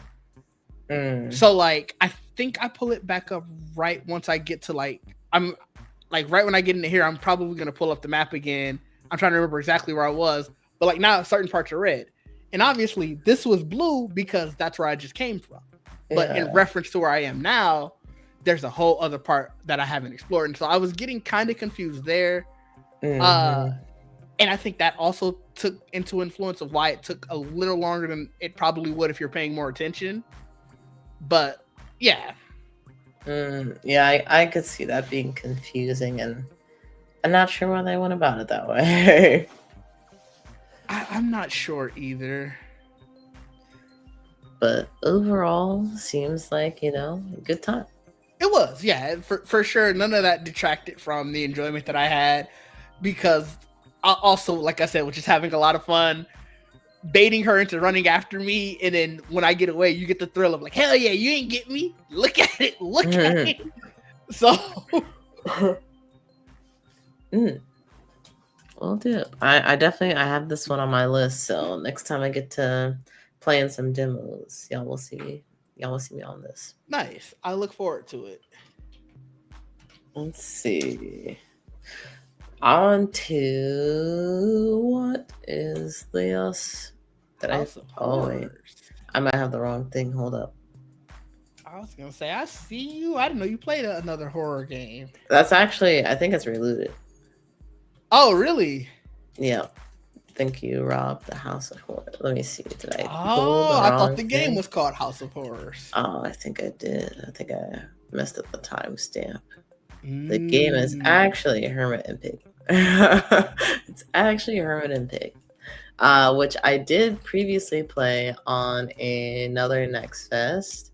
Happy Lunch Studio actually sent me the demo 2.0 a little bit early before Next Fest, so shout out to them. Nice. I was not able to play it before Next Fest, but I do still appreciate them thinking of me, and I'm very much so looking forward to the full release of this game. But to kind of break down Hermit and Pig, they have the Steam summary. It is a story-rich, turn-based RPG where you fend off wild assailants, forage mushrooms, survive social anxiety, and stumble into a corporate conspiracy with your trusty pig. Oh. And I know, and I haven't even experienced some of that stuff towards the end. But I think it's really interesting, and especially with you playing a hermit that's like yeah, antisocial, I think is a correct way to describe it. But because of the situation that's happening around him, where like the community, I believe like there's a factory that a corporation has shut down. So like a lot of people in the town lost their jobs. They're hungry. They're looking for food. So Okay. one girl goes out into the woods to find this hermit that everybody knows like lives in the forest, eats mushrooms, all of that. And she's like, if you can help me find like the big omega mushroom, like we can feed the village for a little while. So that's basically what Hermit and Pig's goal is, to learn more about this mega mushroom that can feed the town. Nice. And through this adventure, you meet all sorts of quirky people. And one of the interesting things, there's like multiple different, like you go into let me see, I've been looking at the Steam page this whole time. There we go. So you go into like these different battle situations. Like this one is against like just the most of the time it's against like whatever you find in nature. Like it could be bugs, could be fish, could be snakes, like things like that. But there are also moments, let me see, when you're talking with people, it also treats like a battle situation, which is kind of funny. Um, because I don't have severe like social anxiety like this, but it's like, you know, sometimes it does feel like the interaction is like you're going back and forth, you're making these choices, and you feel like the, you know, the meme like everybody disliked that from Fallout. It's like sometimes you feel that. So I thought this was interesting too, that like you don't just have a conversation with someone, like it actually is like an engagement where you have to try to act normal essentially. Like they have a bunch of different dialogue options that you can pick through, and only one of them is like the most normal or like most acceptable, and it actually does vary person to person, just like in real life, which is pretty cool. But yeah, I really enjoy the art direction with this game. This immediately first time seeing it, which I don't even remember how long ago it was, but I thought it was going to be like more of a cozy game because like, you know, everybody's like super like squanched and like chibi. And I think it could be to an extent, but I also think that there are some deeper themes in it too, talking about like the corporations controlling different towns and the effects of that, like social anxiety and dealing with those things, and how do you like kind of overcome some of those fears to connect with people, and also just learning a little bit more about nature, mushrooms in particular. I'm glad you didn't pick, by the way. I'm sorry to cut you off, but I had just happened to read her response, her statement, and I'm glad you didn't pick the we'll escort you because you're small and weak. She was like, she just got beat up by a catfish or something. Mm-hmm. The first time playing this, I didn't know that I was going to be penalized for picking different options. Yeah. So I don't know if I picked that one in particular, but I was picking things that I thought was funny. And then I would get there's like a feedback response where they go like, and I'm like, wait, what was that? I'm like, what did I do wrong? I just said something funny. And it wasn't the socially correct thing to say. So that would have been a crazy response. The other interesting thing with the combat is that there are different combinations that you learn. So it's almost kind of like, you know, you play different like fighting games or action games where you're supposed to like memorize a combo. Yeah. There's like a little bit of that here too. And even there is a certain amount of time you have to use a combo as well. And certain enemies have like certain weaknesses, like bugs, for example. You should stop versus snakes. You should like I think you hit them with your cane and all this other kind of stuff. So it's a lot of fun. It's very interesting. Yeah, it's so aggressive. That's how the attack looks. Okay. It's so aggressive. That was very aggressive. The first time I saw it, I actually screamed because I didn't know what was happening. I'm like, why? What did I do? Yeah, nature just comes and like attacks you. Like, I don't know what I did. That's fair. But you do have, like, as you saw on the screen, you do have like these random encounters. The like slam is like a special move that I don't remember it being in the first demo. Either that or like they've changed how the special move operates. Okay. It does get a little tricky after a while. It's basically like, you're just matching the button to the timing. As you can see, I was not doing well towards the end. I got 20 of them though, 20 hit points. So got the job done. But yeah, I very much enjoy Hermit and Pig. I feel like it's a good combination between like a cozy kind of comedic RPG and also kind of tackling some heavier topics, which I didn't get too far into since this is just the beginning of the game, I believe. Sure. But yeah, it seems like it's doing a lot of interesting stuff. Nice. So quick question for you. I was noticing if you go back to the combat, obviously you have the timer on the side, but then they had like, it looks like a red box that was going up and down in the timer. What exactly, not in this part, it'll come up in this. Okay, yeah. There we go. So like that red box that's going up and down, obviously like I can tell that the green going down is the timer, but what is the red box doing? So every once in a while, you'll have that red box that is floating on the timer. And if you're able to time your attack so that it's within the red box, you get critical. So like if the top of the green of the timer is inside that box? Yes. Interesting. That's neat. Yeah, so sometimes I was cutting it close because I'm like, I try and get that critical hit, but other times it's like I don't have enough time to wait. I have to just attack now. So that's another like interesting part of the combat too. There's like a lot of timing. There's some memorization with the different combos, and also like recognizing weaknesses. And then a little bit later in the demo, you actually get to Pig plays a more active role where he basically eats some of like the crazy mushrooms that Hermit had eaten earlier, and he starts speaking to Hermit, like Hermit can understand him. I don't know if it's just Hermit can understand him or if Pig literally starts speaking English. Yeah because I don't think any other person was around when Pig started speaking. So we'll have to see later in the full game. But as you can see, like Pig now has a little health bar. He has attacks that he can do. But he also, kind of similar to, I think, a lot of RPGs or JRPGs where like different party members have like different attributes. Pig can protect Hermit from damage, like incoming damage with certain attacks. Pig can also attack multiple enemies at the same time. He can also do hit just one enemy at a time, but he's not as much of a powerhouse as like Hermit is. So there's like it does add another strategic element as far as like, do I want Pig to protect me? Do I want Pig to give me that like last little nudge with the enemy might need to die? Or there's like you can also use Pig to spy on an enemy and figure out what their weakness is. So that's kind of what you see. Let me see. This is Pig's special. Let me go back like 2 seconds. But the cane and the boot, that's like something that was activated from Pig's ability, the spy ability. So you can see like, okay, I should use cane or I should kick the snake. Okay, neat. So you said this is. I'm curious. Like, so this just says bounty. I'm obviously you said it's special. I was just curious. What does it do? So it's kind of similar to a Hermit's ability to where you're like at a certain amount of time you need to hit certain buttons. In this case, it's like a combo of buttons. Yeah, I was gonna say this is more intensive than the other one.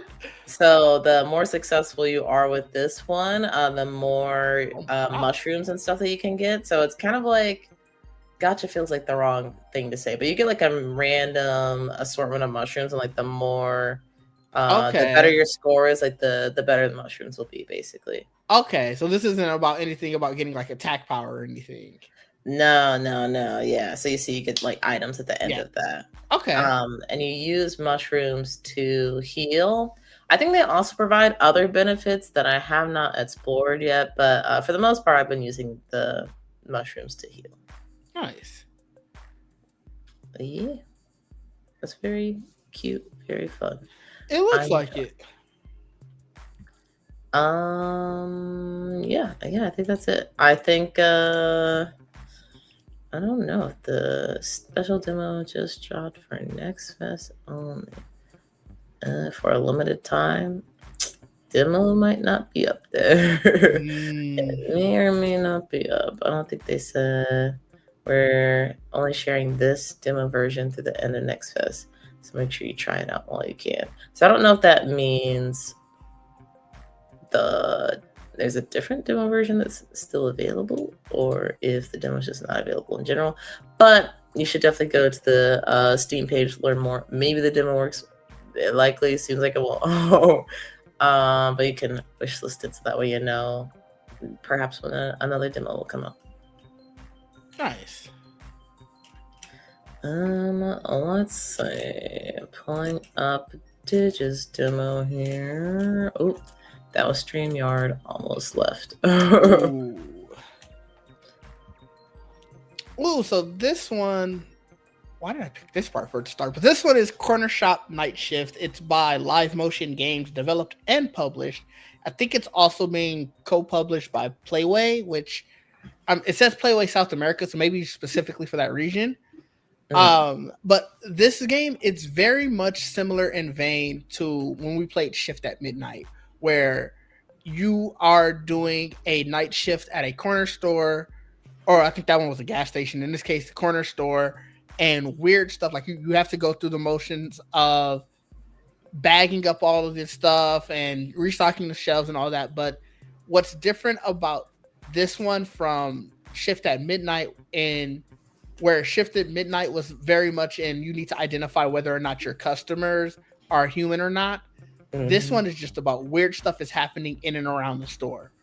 So you might go back to the stock room, and the guy who you're playing, he's definitely on medication, and so that's sort of what they sort of attribute it to.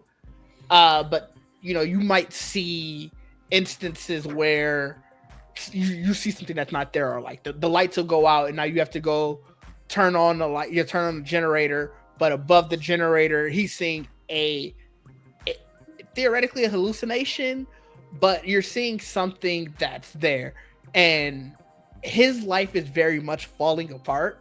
Like, Yeah, as you can see from these messages, like his life is very much like he's going through a divorce. He doesn't have a lot of money. Seems like he has a good relationship with his daughter, at least. So there's that. But it's very much a you got this job because you need it, and throughout that you are having to deal with a lot of the BS that comes with, especially a shop at night, where it's like at one point you had to run to the corner store or like the drugstore to get like aspirin and stuff like that. But it is a case of dealing with all of the store. Like bagging in this store is way different than bagging at Shift at Midnight. Like I had to actually click the item, scan it, and drag it into the bag. So like, if you go ahead a little bit, because obviously this is just me heading towards the store. But if you skip ahead a little bit, you can sort of see me restocking. You can see me picking up the items, and then eventually having to go in and deal with the customers. The other thing that was different from Shift at Midnight to this one, there's no multiplayer aspect of it. So I don't know if that's, again, going to be something that they would want to add later. But as of now, there's no multiplayer, but also different items go into different places. So like when I start having to stock the ice cream or like a beer and soda and stuff like that, you have to make sure it's going into the fridges and making sure it's going into the freezer. If somebody's buying beer, you need to check their ID. I never saw what would happen if like you missed checking ID. Like you are forced to check the ID, but if I sold it to them anyway, it never said anything what would happen, and I just didn't do it. I was definitely being a good employee. But you do have to do stuff like that. Like I had to go and mop the floors, like in Shift at Midnight, where you only have to mop after you took out Imposter. You literally had to go and like, hey, these floors are dirty, so I'm going in there mopping them up. I'm checking the tapes and stuff like that.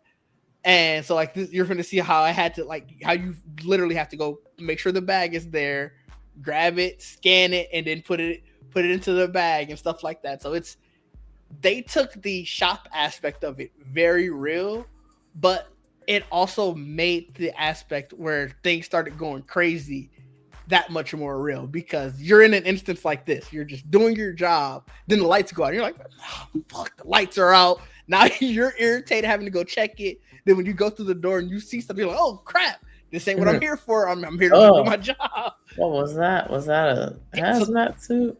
That's how it is. Like you'll just see random stuff when you come back in here. So like, let me and I wish I would have I should have had another timestamp here for one of the instances where the lights went out, but like when the lights go out, you see weird stuff.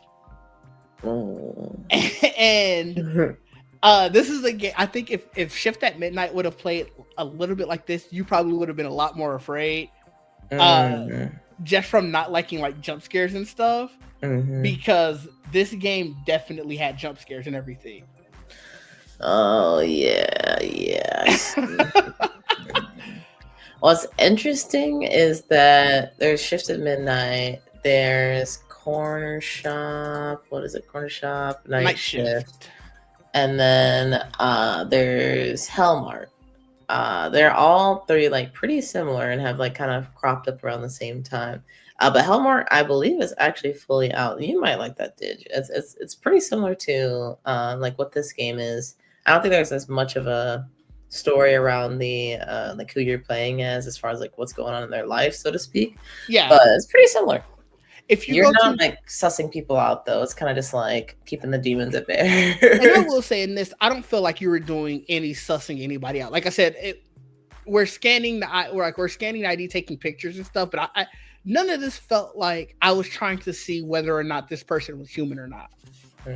Like if you go to 30650, that's where it's like right before the lights go out. So like you'll see me just going about my day, and then all of a sudden the lights go out. So like, you know, I'm in the middle of scanning, he's buying beer, I'm trying to get him to show his ID and stuff.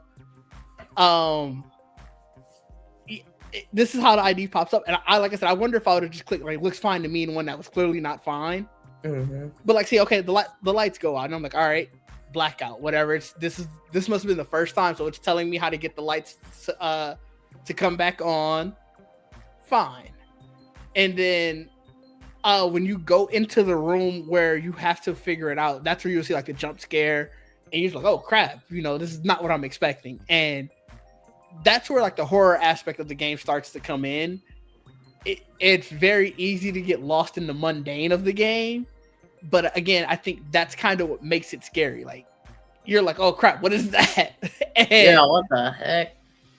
You basically got to flash it in order to get it to go away. And I was kind of struggling at it. So like, you see my health is kind of going down. I never got to the point where I ended up dying or anything, but I felt like I was close because I couldn't figure out what it meant by flash it. And it really just meant like flash your light at it. Like you're essentially like you're taking the picture and stuff. And so again, the horror aspect was there. That's exactly what I was pretty much doing with all my Next Fest games. But it was interesting. I very much had a good time with this. Wow. Yep. Like I said, this one is definitely a lot more. It happens less frequently than Shift at Midnight, like the scariness aspect of it, Mm-hmm. but random stuff pops up where the ability for a jump scare is a lot more frequent, because there are times where the lights probably didn't go out, but you go into the back room and you'll see like a what he's calling a hallucination, but it's like something's there and you're like, oh crap, what the hell did that come from? So yeah. Does the character that you're playing as, does his life play somewhat of a role in this game, or it's kind of just like background, it's like who you are, what you're doing? I think it plays a role in the fact of, like I said, his life is very much falling apart. He's definitely a person on meds and stuff like that. And you kind of get the feeling that like other people in the world think that that's the reason. So like at certain points, you talk to his therapist, and at first I thought it was just going to be all through the phone, but they had like a literal cutscene where you're sitting there talking to the therapist. And one of the options you can sort of say like, hey, I'm seeing stuff. And so I chose that. And the therapist kind of just like writes it off as like, all right, we might need to change your meds up and stuff like that. And so obviously as you get more into the game, I feel like you got to kind of start weighing that. Like maybe he starts to say like, you know what, maybe I don't need to take these, so that way he can hope to not. So like you saw when you went to that room, there was something right there. And like, it's very much stuff like that throughout the game. This game is more eerie than anything. I see. Okay. But yeah, this is the demo is still up, so if you would like to play it, definitely go over to Steam. I don't see anything about the demo like being up again for a temporary time. Matter of fact, they had something about a demo update, so it sounds like it's here for the long haul. Oh, good. Okay, cool. Well, people, give it a try, especially I think if you liked Hellmart or even Shift of Midnight. I think this might be something you'd be interested in. Hellmart. Yeah, I think you would like it.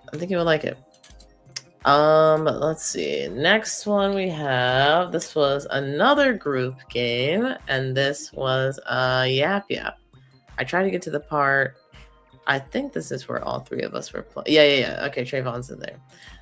So we actually played this. I played this with Dig and Trayvon, and I thought this was like a really cool, I guess like technical showcase with the voice to spell commands, where you're basically you go up to like a tree and you're able to pull off these twigs, and from there you can cast spells just by saying like the words at the bottom of the screen. Now granted, and y'all know I'm a big typography person in terms of, is this legible? Like, can you read this? And some of the times you don't really know what the spell is that you're supposed to be saying, but you're just like, I try and get close enough. And I feel like we were able to say most, if not all, the spells after a little while. Now, as far as like what this game is, let's go to the Steam page here. So this is developed and published by Mason Bap, and they describe it as an online co-op horror game where up to six people, okay. 6 wizard minions go into an archmage's tower using an assortment of spells to vandalize, break, and steal, but beware the horrifying magic creatures that roam the halls. So this was an interesting case because we all kind of walked into it thinking that we were going to be able to use some of these spells to fight the enemies that were in the dungeon, but that was not the case. It's kind of similar to Crystal. Is it Crystal? Creasol. Similar to Creasol, where there's like, an enemy that you just cannot mess with.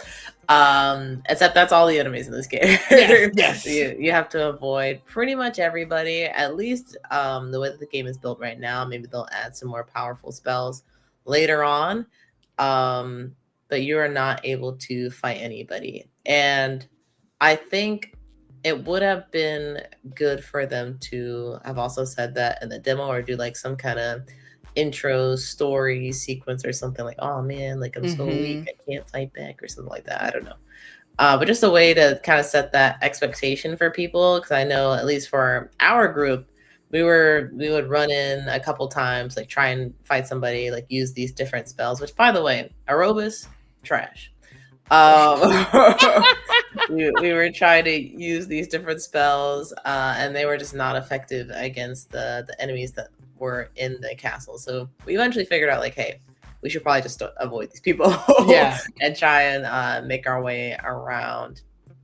So this is actually what's on screen is one of the puzzles that we came across that took a little while to figure out. I honestly am still not fully sure what the solution was.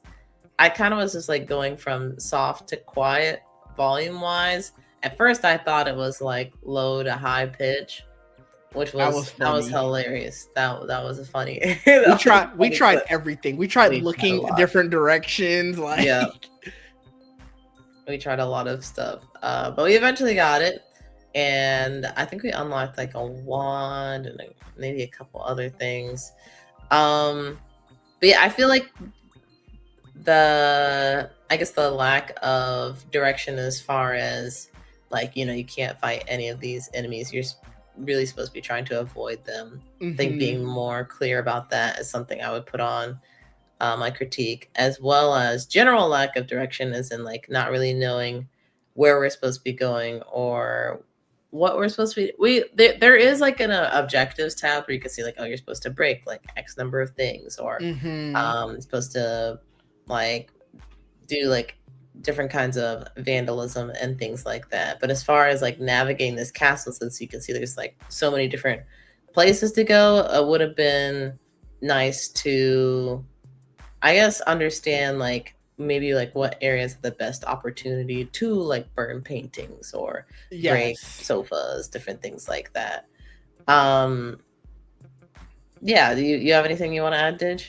No, I mean, I think a lot of that you definitely hit on the head, where it's like this game very much fun just to try out all of the different spells, especially in the fact that you're speaking them. It very much gives you the more of an illusion of you are actually doing magic.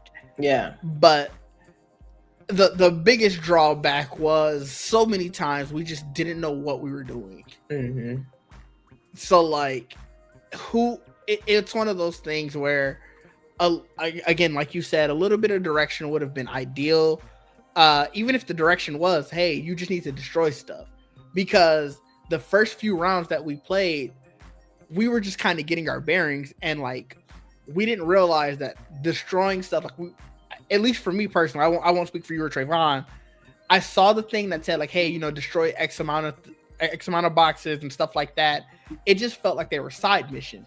And so to find out as we were playing the game more and more, to realize, oh, this is literally just what we're here for. We're just here to cause destruction and chaos.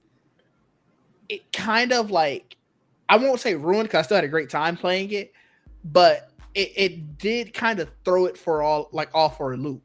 And it kind of made some of the wands that the other wands, like obviously the starting wands had the 3 spells, but some of the other wands now kind of made more sense. Like the arcane wand that just kind of split you and then also changed you into like a throw cushion or just other little objects. It made so there were no offensive magic. Yeah. Now that I'm like seeing the playback, the having the night system and like only having a certain amount of time to do the objectives is something that I don't think we were aware of until it started saying like, oh, we're counting down, like the night one is almost over. Like, oh, okay. So I think definitely just being more clear about like, hey, these are what the objectives are. Like, this is what you can do in the game. This is what you can't do as far as like attacking enemies and whatnot. I think would have been more helpful just to kind of set people on to the right track. But I'm really fascinated with like how they're able to get the like voice detection like so good, because I don't think voice detection for the most part, at least, and I don't know if I ever really tried voice detection in games, but even with just like speaking with our, like, you know, the AIs that are on our phones, like sometimes it's very shaky if they fully understood what we were asking or not. So the fact that this, I would say a good a portion of the time was able to pick up like, hey, oh, they're saying like Aerobus, or they're saying like up dog, like they're saying these different spells, like we recognize that. I think that's pretty cool. It does make me wonder for non-English speaking people, or even just people from like, you could say deep south or like up north with stronger accents, how that would if that would like mess with the system at all. But yeah, I didn't even think of that. That has to be interesting. mm-hmm. Overall, I think it worked pretty well. And I also found it interesting or like funny, like the way that these characters look, just like little trolls or something. I don't know. Yeah, they were.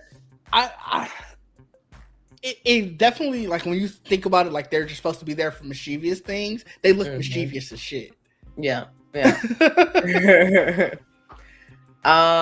But yeah, I enjoyed Yap Yap. I'm gonna keep my eye on it and see if there are any more developments, because I do think that they do have a good base to build from, but there's still definitely some things that they can work on as far as like giving direction, maybe even adding some kind of, if not offensive spell, like something defensive, where like, hey, I'm kind of getting pinned in a corner, like I need this like emergency backup spell or something like that. Yeah, you can remove the dirty wand. That wand was useless.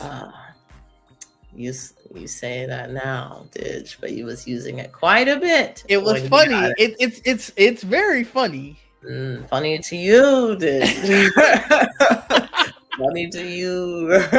But it's not needed at all. Like, yeah. even in the scope of being able to vandalize things, I don't know what that would have done.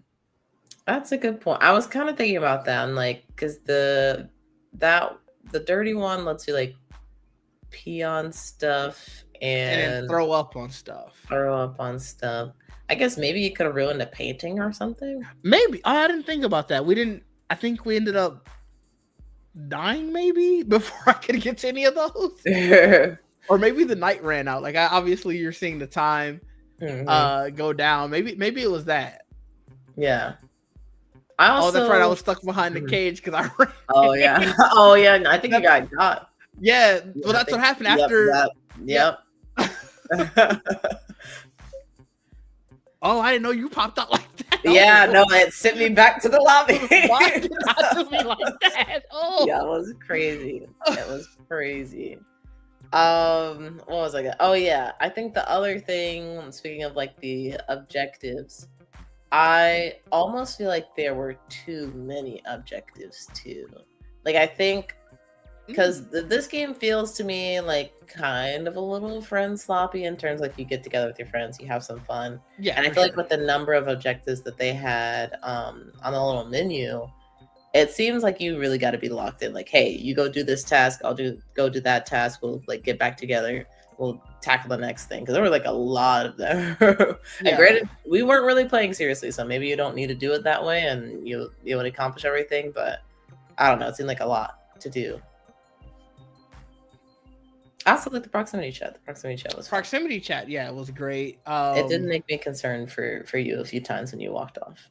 That was specifically when I went and got the arcane wand, because it was that one, because I was like, bro, I need to find a better wand, because that wand sucked. And it's like, I think in the case of needing to be able to do destruction and stuff, it probably would have worked out.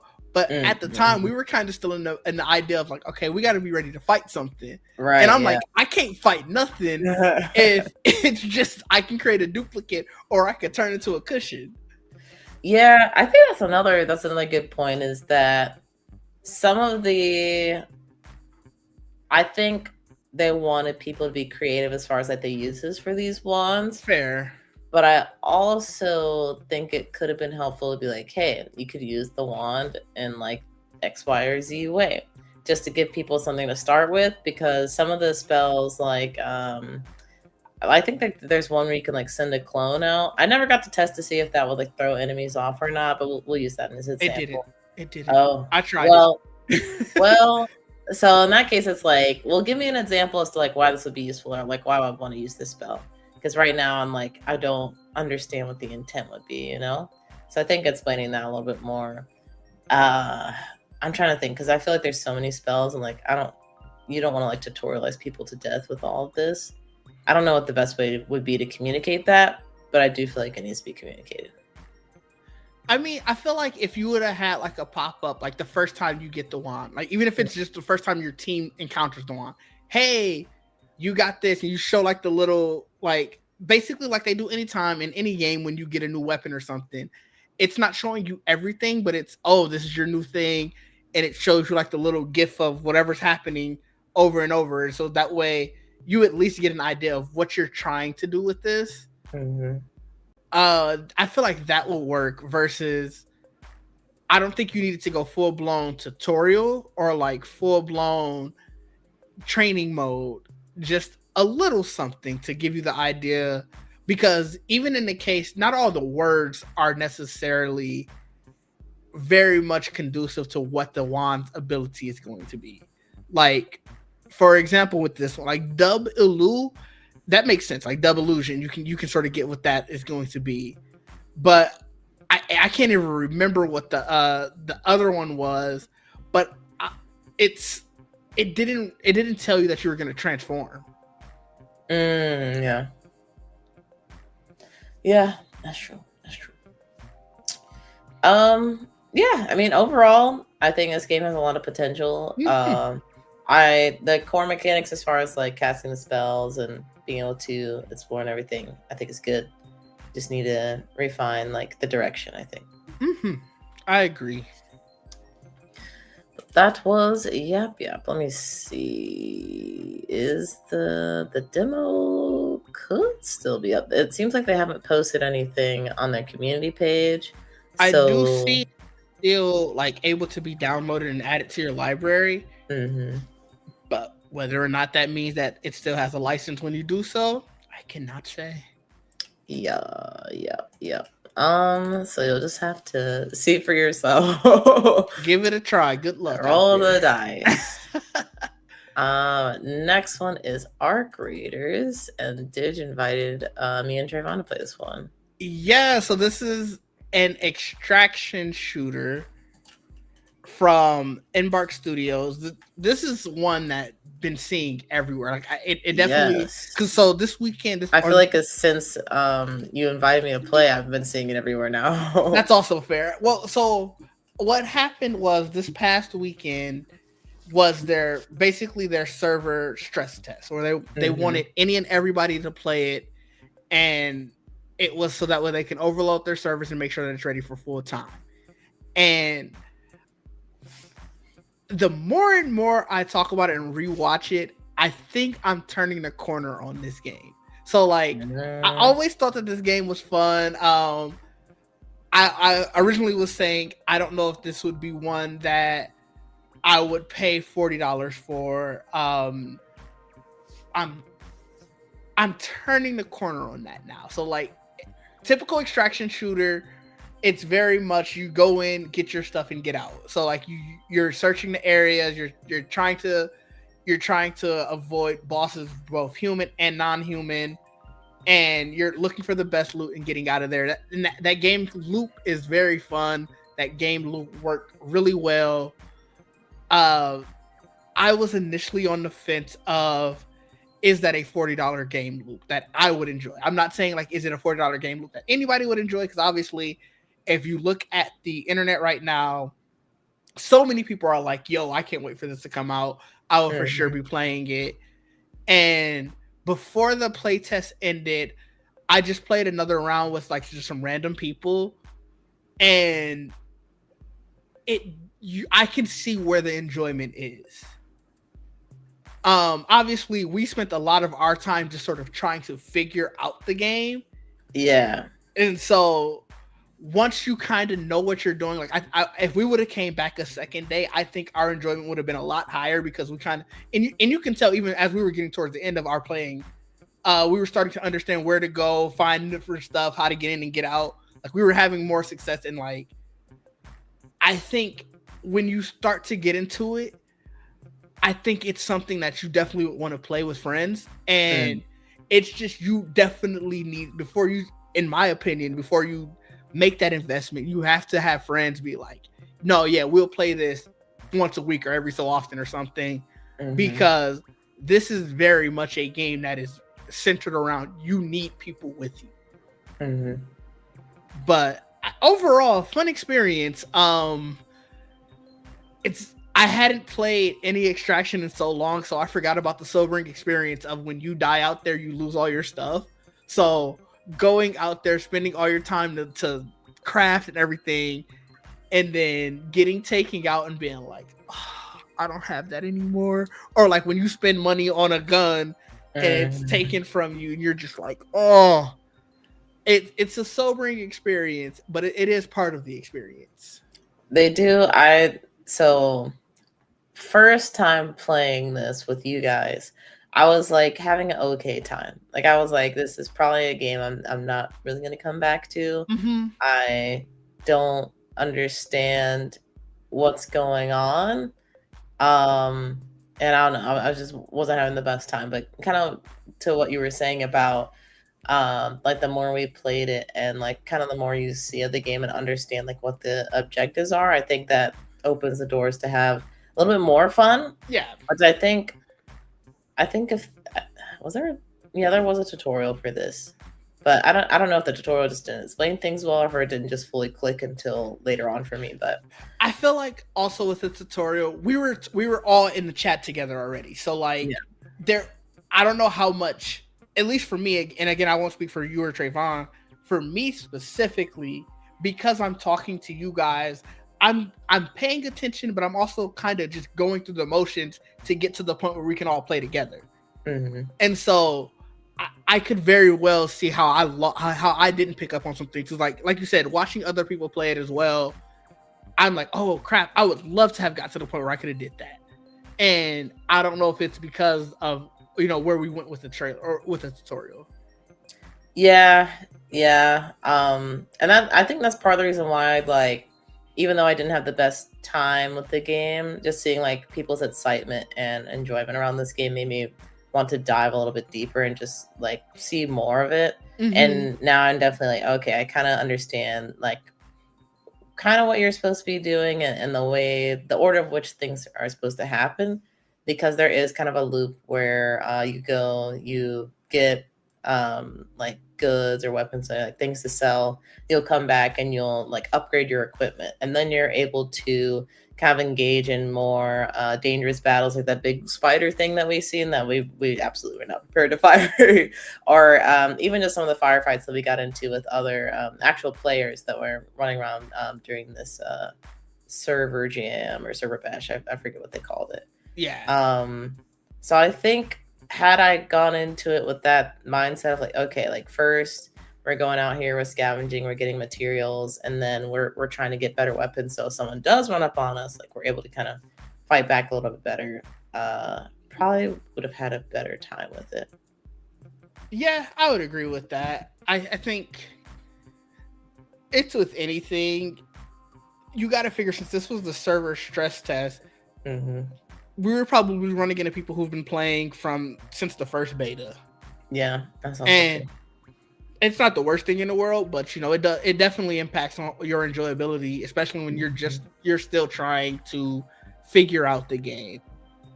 Oh, I remember what I was gonna say. The safety pocket.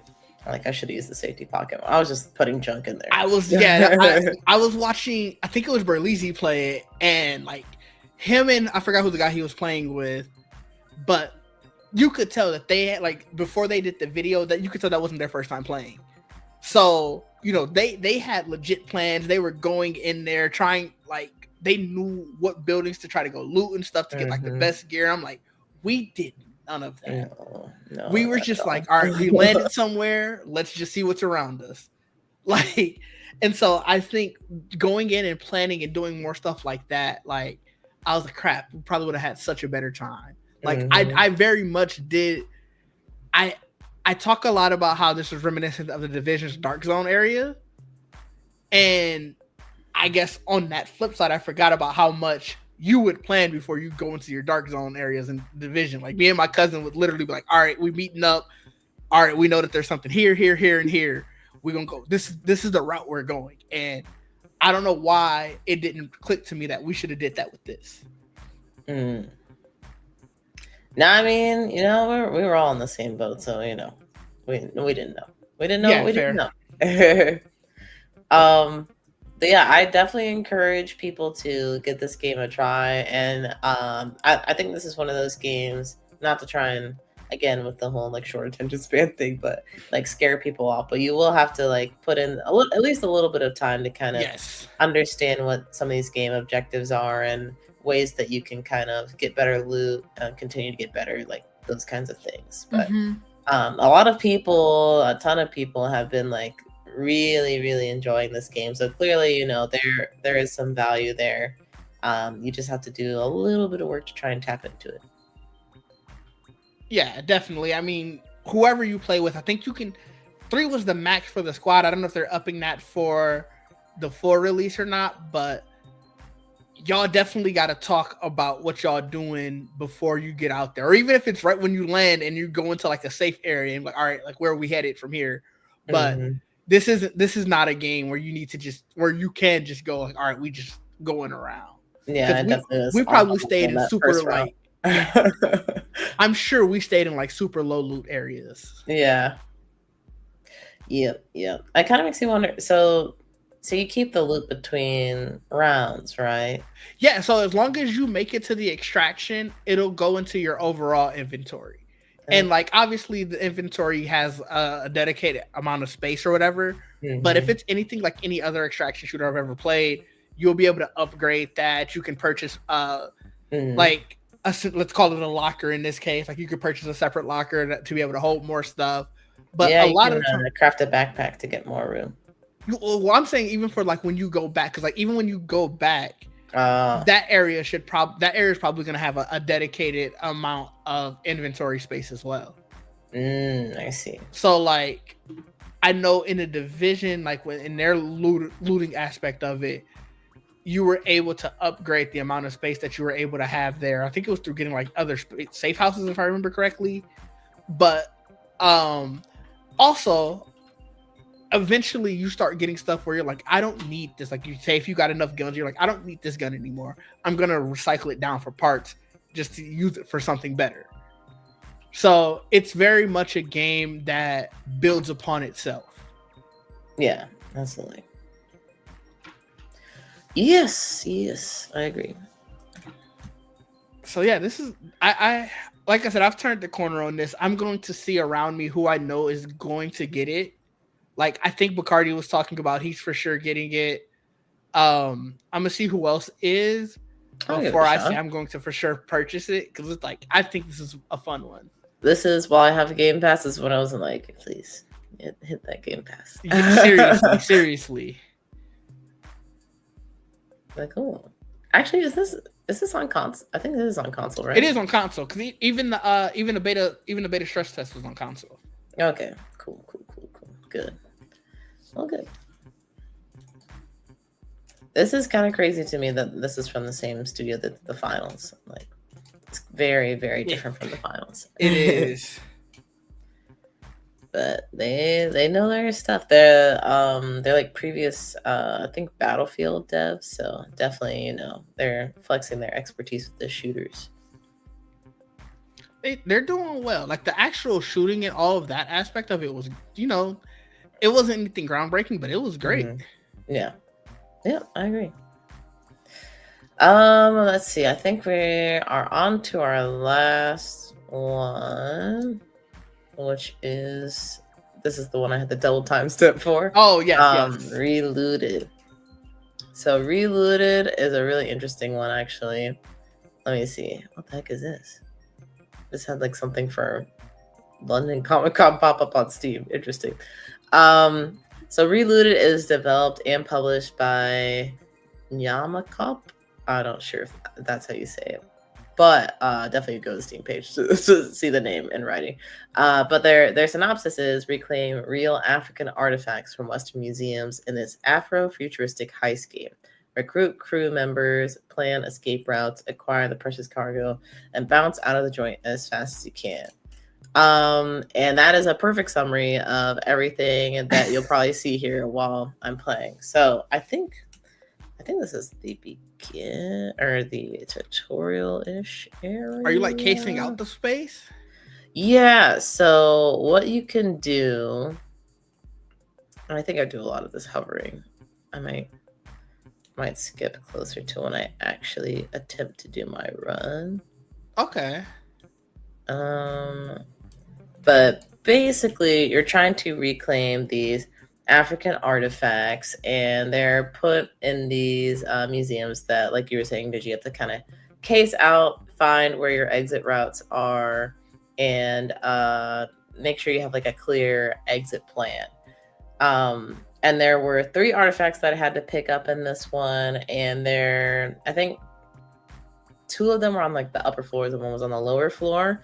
But you saw just a minute ago, or even just like that like door that was kind of like shutting or trying to shut, but there was like something in the way. There are doors that will shut on you that you cannot get past if they shut. Like you'll have to find a different route. So while you're casing the place, you can kind of move things. So like, okay, this is a security door. Like, let me push this table so that way the security door can't fully close. Or I'll push your brother in the game. He's kind of like a hacker, and he can hack into some safes. And for some reason, the safes in this world have like 2 openings. So you can like crawl through the safe and use that as a way to like block security doors from closing as well.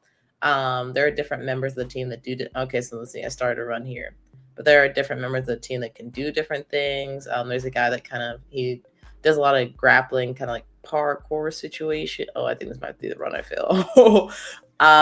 So he kind of helps you get to some higher areas that you wouldn't be able to get to on your own through just the I think you have a double jump. Okay. But yeah, you case things out and you're able to plant these, like, as you can see, the table stopped the security door. Yep. You're able to talk to your brother to like open and exit at the end, like set him up so that he's in place.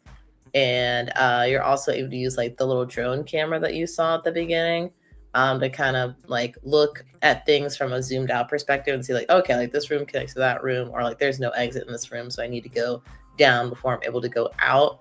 And this is all supposed to be done. I don't know if they have a set time for each level, but I would say within a couple minutes or so, like you need to get all the artifacts and get out.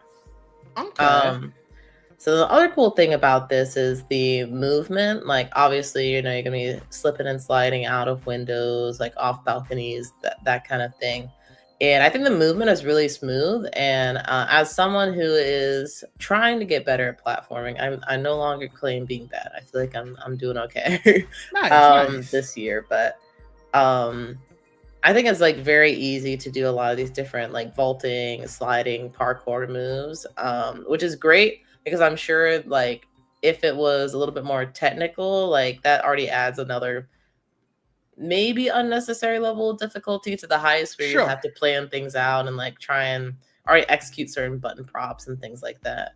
But yeah, super easy to use these different parkour moves, very fluid, like it looks pretty effortless. Yeah,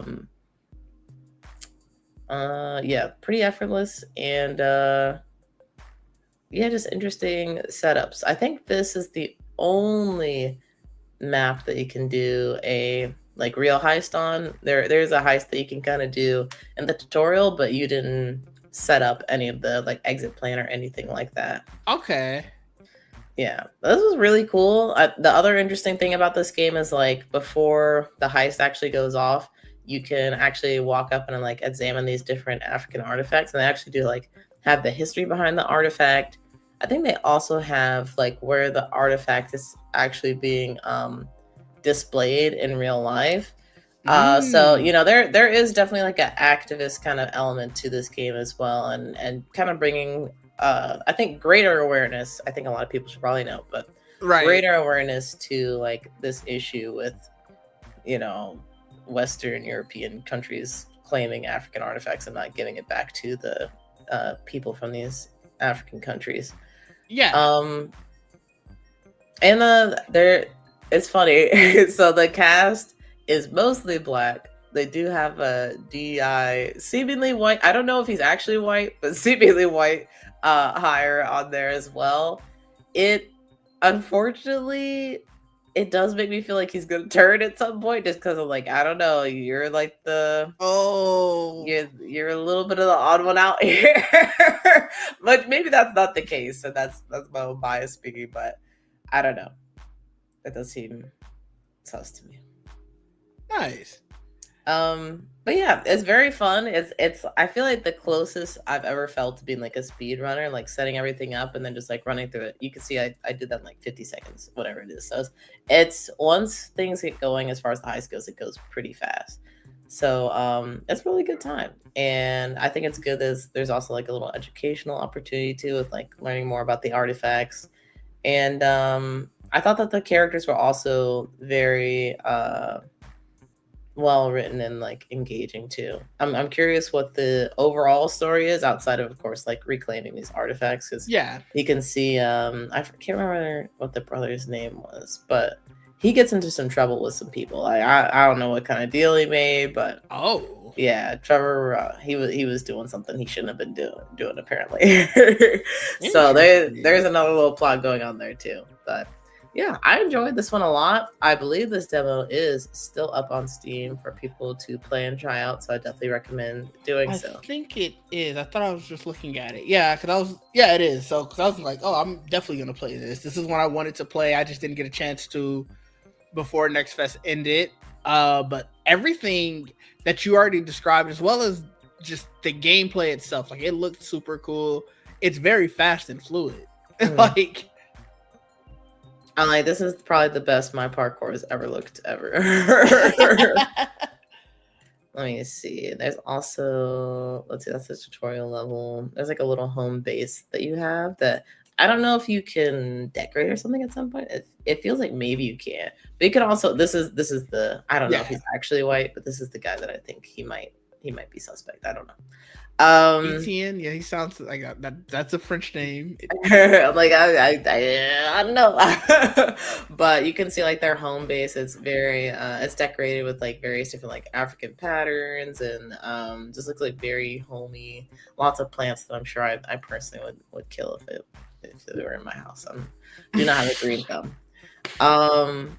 But yeah, get to know some of the teammates too, and it seemed like there was what would you call it? Like a friendship kind of system where if you say certain choices, you kind of get a little bit more closer to teammates versus other choices. So I don't know what that does in the grand scheme of things in terms of the actual heisting. Like, does that make them more efficient? Or like if you mess up, do they give you a chance to recover? I don't know. Or if it's just for the sake of getting to know them. I have no idea yet. But it's another interesting element to it too. Nice. It looks like a lot of fun. I'm also very much platformer challenged, so this feels like, because of how fast paced it is, it would be good practice to be able to basically be better overall. Like once you pick it up in a faster pace, you should theoretically be able to do it better when it's slower. Yeah, it is like very forgiving in that way where like when you're trying to do certain jumps or slides, if there's a I think it's like A or something that you can hit to hit a boost like at the right time. But I think even if you miss the boost, that doesn't mean that like you mess up the jump and you like stumble. It just means you don't get the extra time to like kind of boost out. Nice. Okay. So you're not necessarily penalized for missing those opportunities. You just get rewarded for like being more like better at the platforming. Right. Yeah. That's cool. I like it. Like you said, it's a game that not only does it look fun, but it has a great message and it's an important one because it very much is like, when you think about it, which I knew obviously before this game, but when you I'm sure it puts it a lot more in your face. Like there's a lot of artifacts that were stolen from Africa and now they're sitting in as priceless treasures in a European museum that knows probably should go back to where they're from. Like it's crazy. It is, and I feel like more people in mass became aware of this issue with the first Black Panther and with like Killmonger's Mm-hmm. message and Mm-hmm. starting in that museum. But I'm almost feel like people thought it was fiction, and they're like, oh, like yeah, that would be a great reason for Killmonger to Yeah, yeah, like yeah. start over. Fair. Like no, like that's real. Like that is a real thing. So just like further reiterating to people, like no, this is this a serious issue that um exists for no reason, basically, other than Yeah. like probably racism. But yeah. Right. Right. um but yeah, that was Relooted. I definitely encourage people to try it out, especially if you like platforming. I would also say for people that enjoy puzzlers too, I think you would like this, because there is like kind of thinking through the setup, and the way that I set up is actually not the only way that you can set up. There are like a few different places you can put the um like green grappler guy to kind of like help you get to certain areas. Oh, I just nice. Okay. Yeah, I picked a more like central area because I'm like, oh, like this might be where I will get the most bang for my buck. But there are lots of different options that you can choose, like do the heist in. So I'm sure there'll be tons of like speed running people, and also people that's like, this is the most efficient run to get the lowest time, blah blah blah. So yeah, there's a lot of opportunity for creativity here too. Nice. That's cool. Yes, yes, yes. But yeah, I think that is it.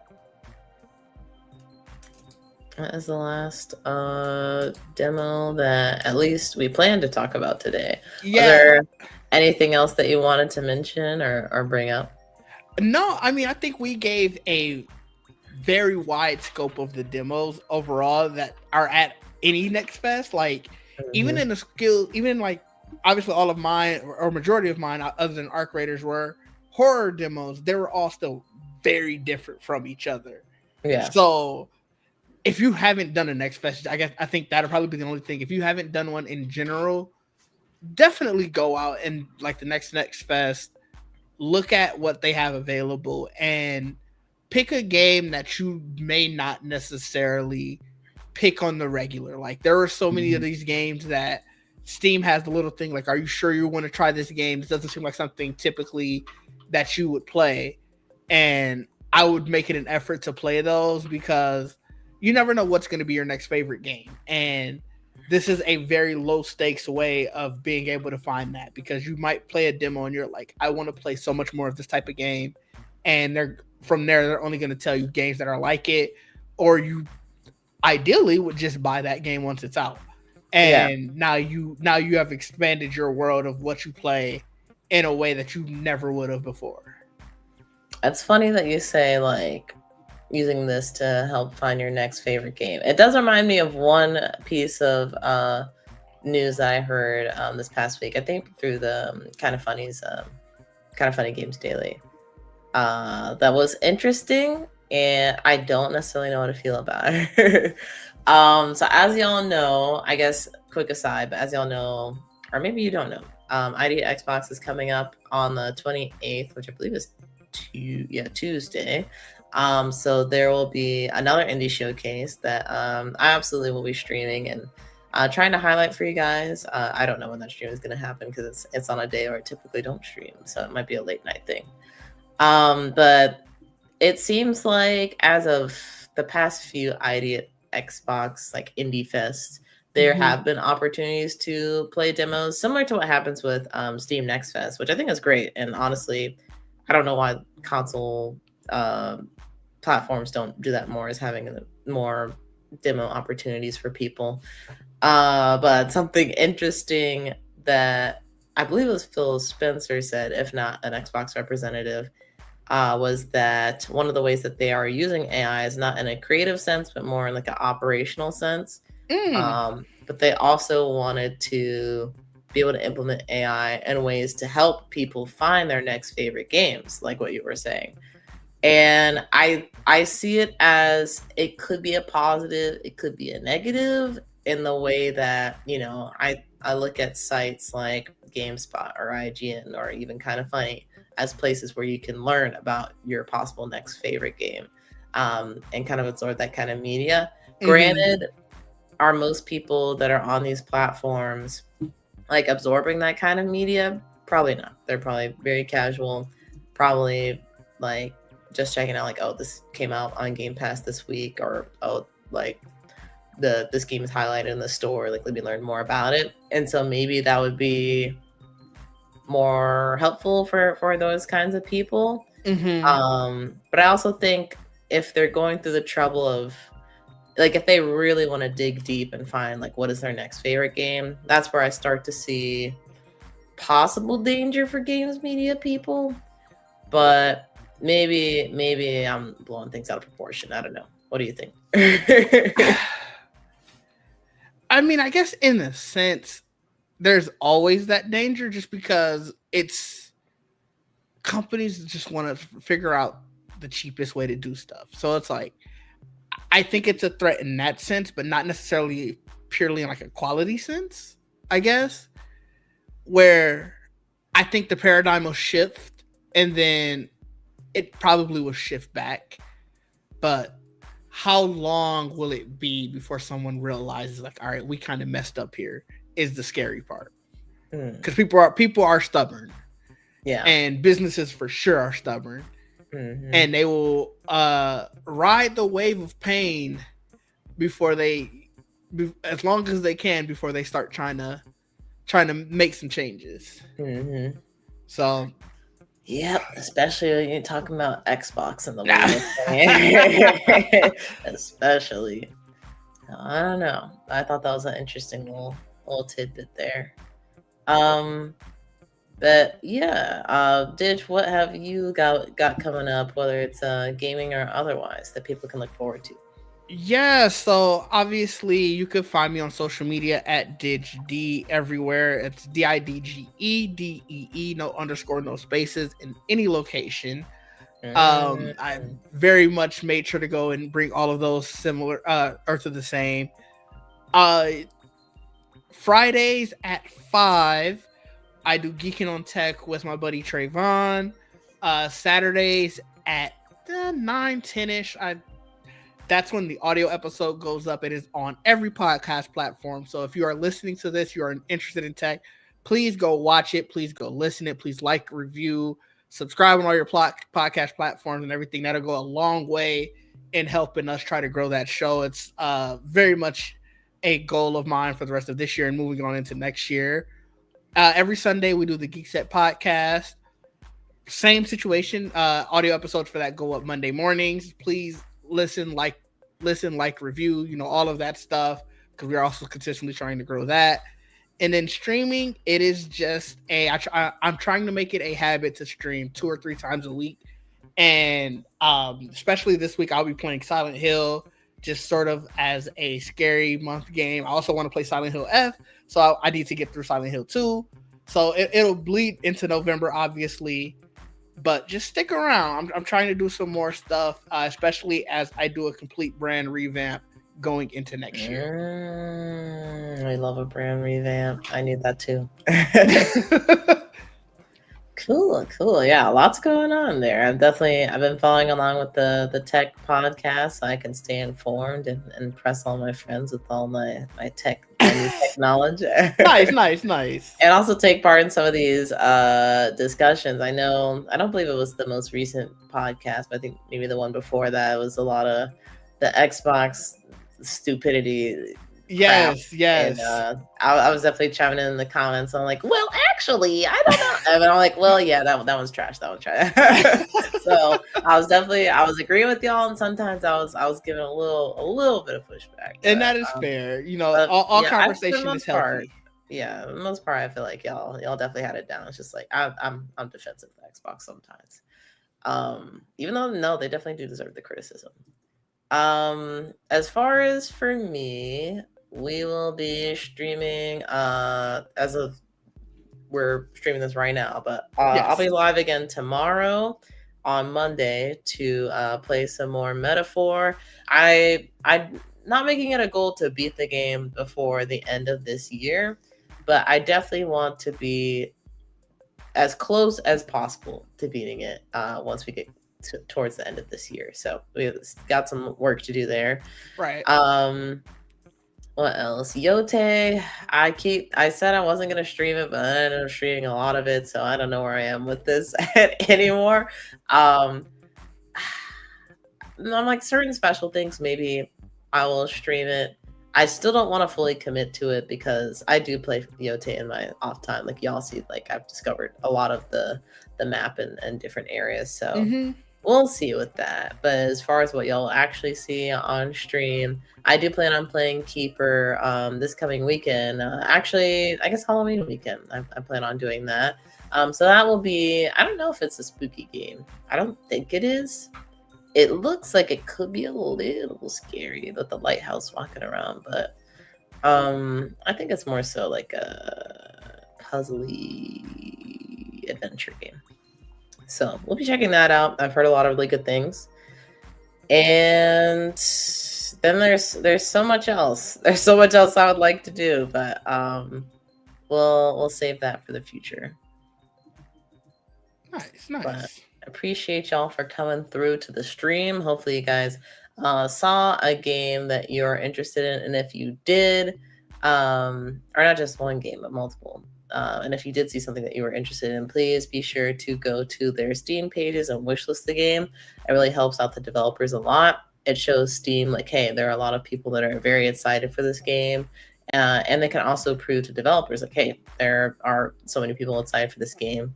Like if you help us get investment, we can help like make this dream into a reality essentially. So it's very important to wish list. You can also I believe a lot of the developers have their like social medias and stuff linked, as well as just even the community page and keeping up with what's going on in the game. Be a great resource for anybody interested. But yes, I think that is going to do it for today. Appreciate y'all for coming through. Appreciate it.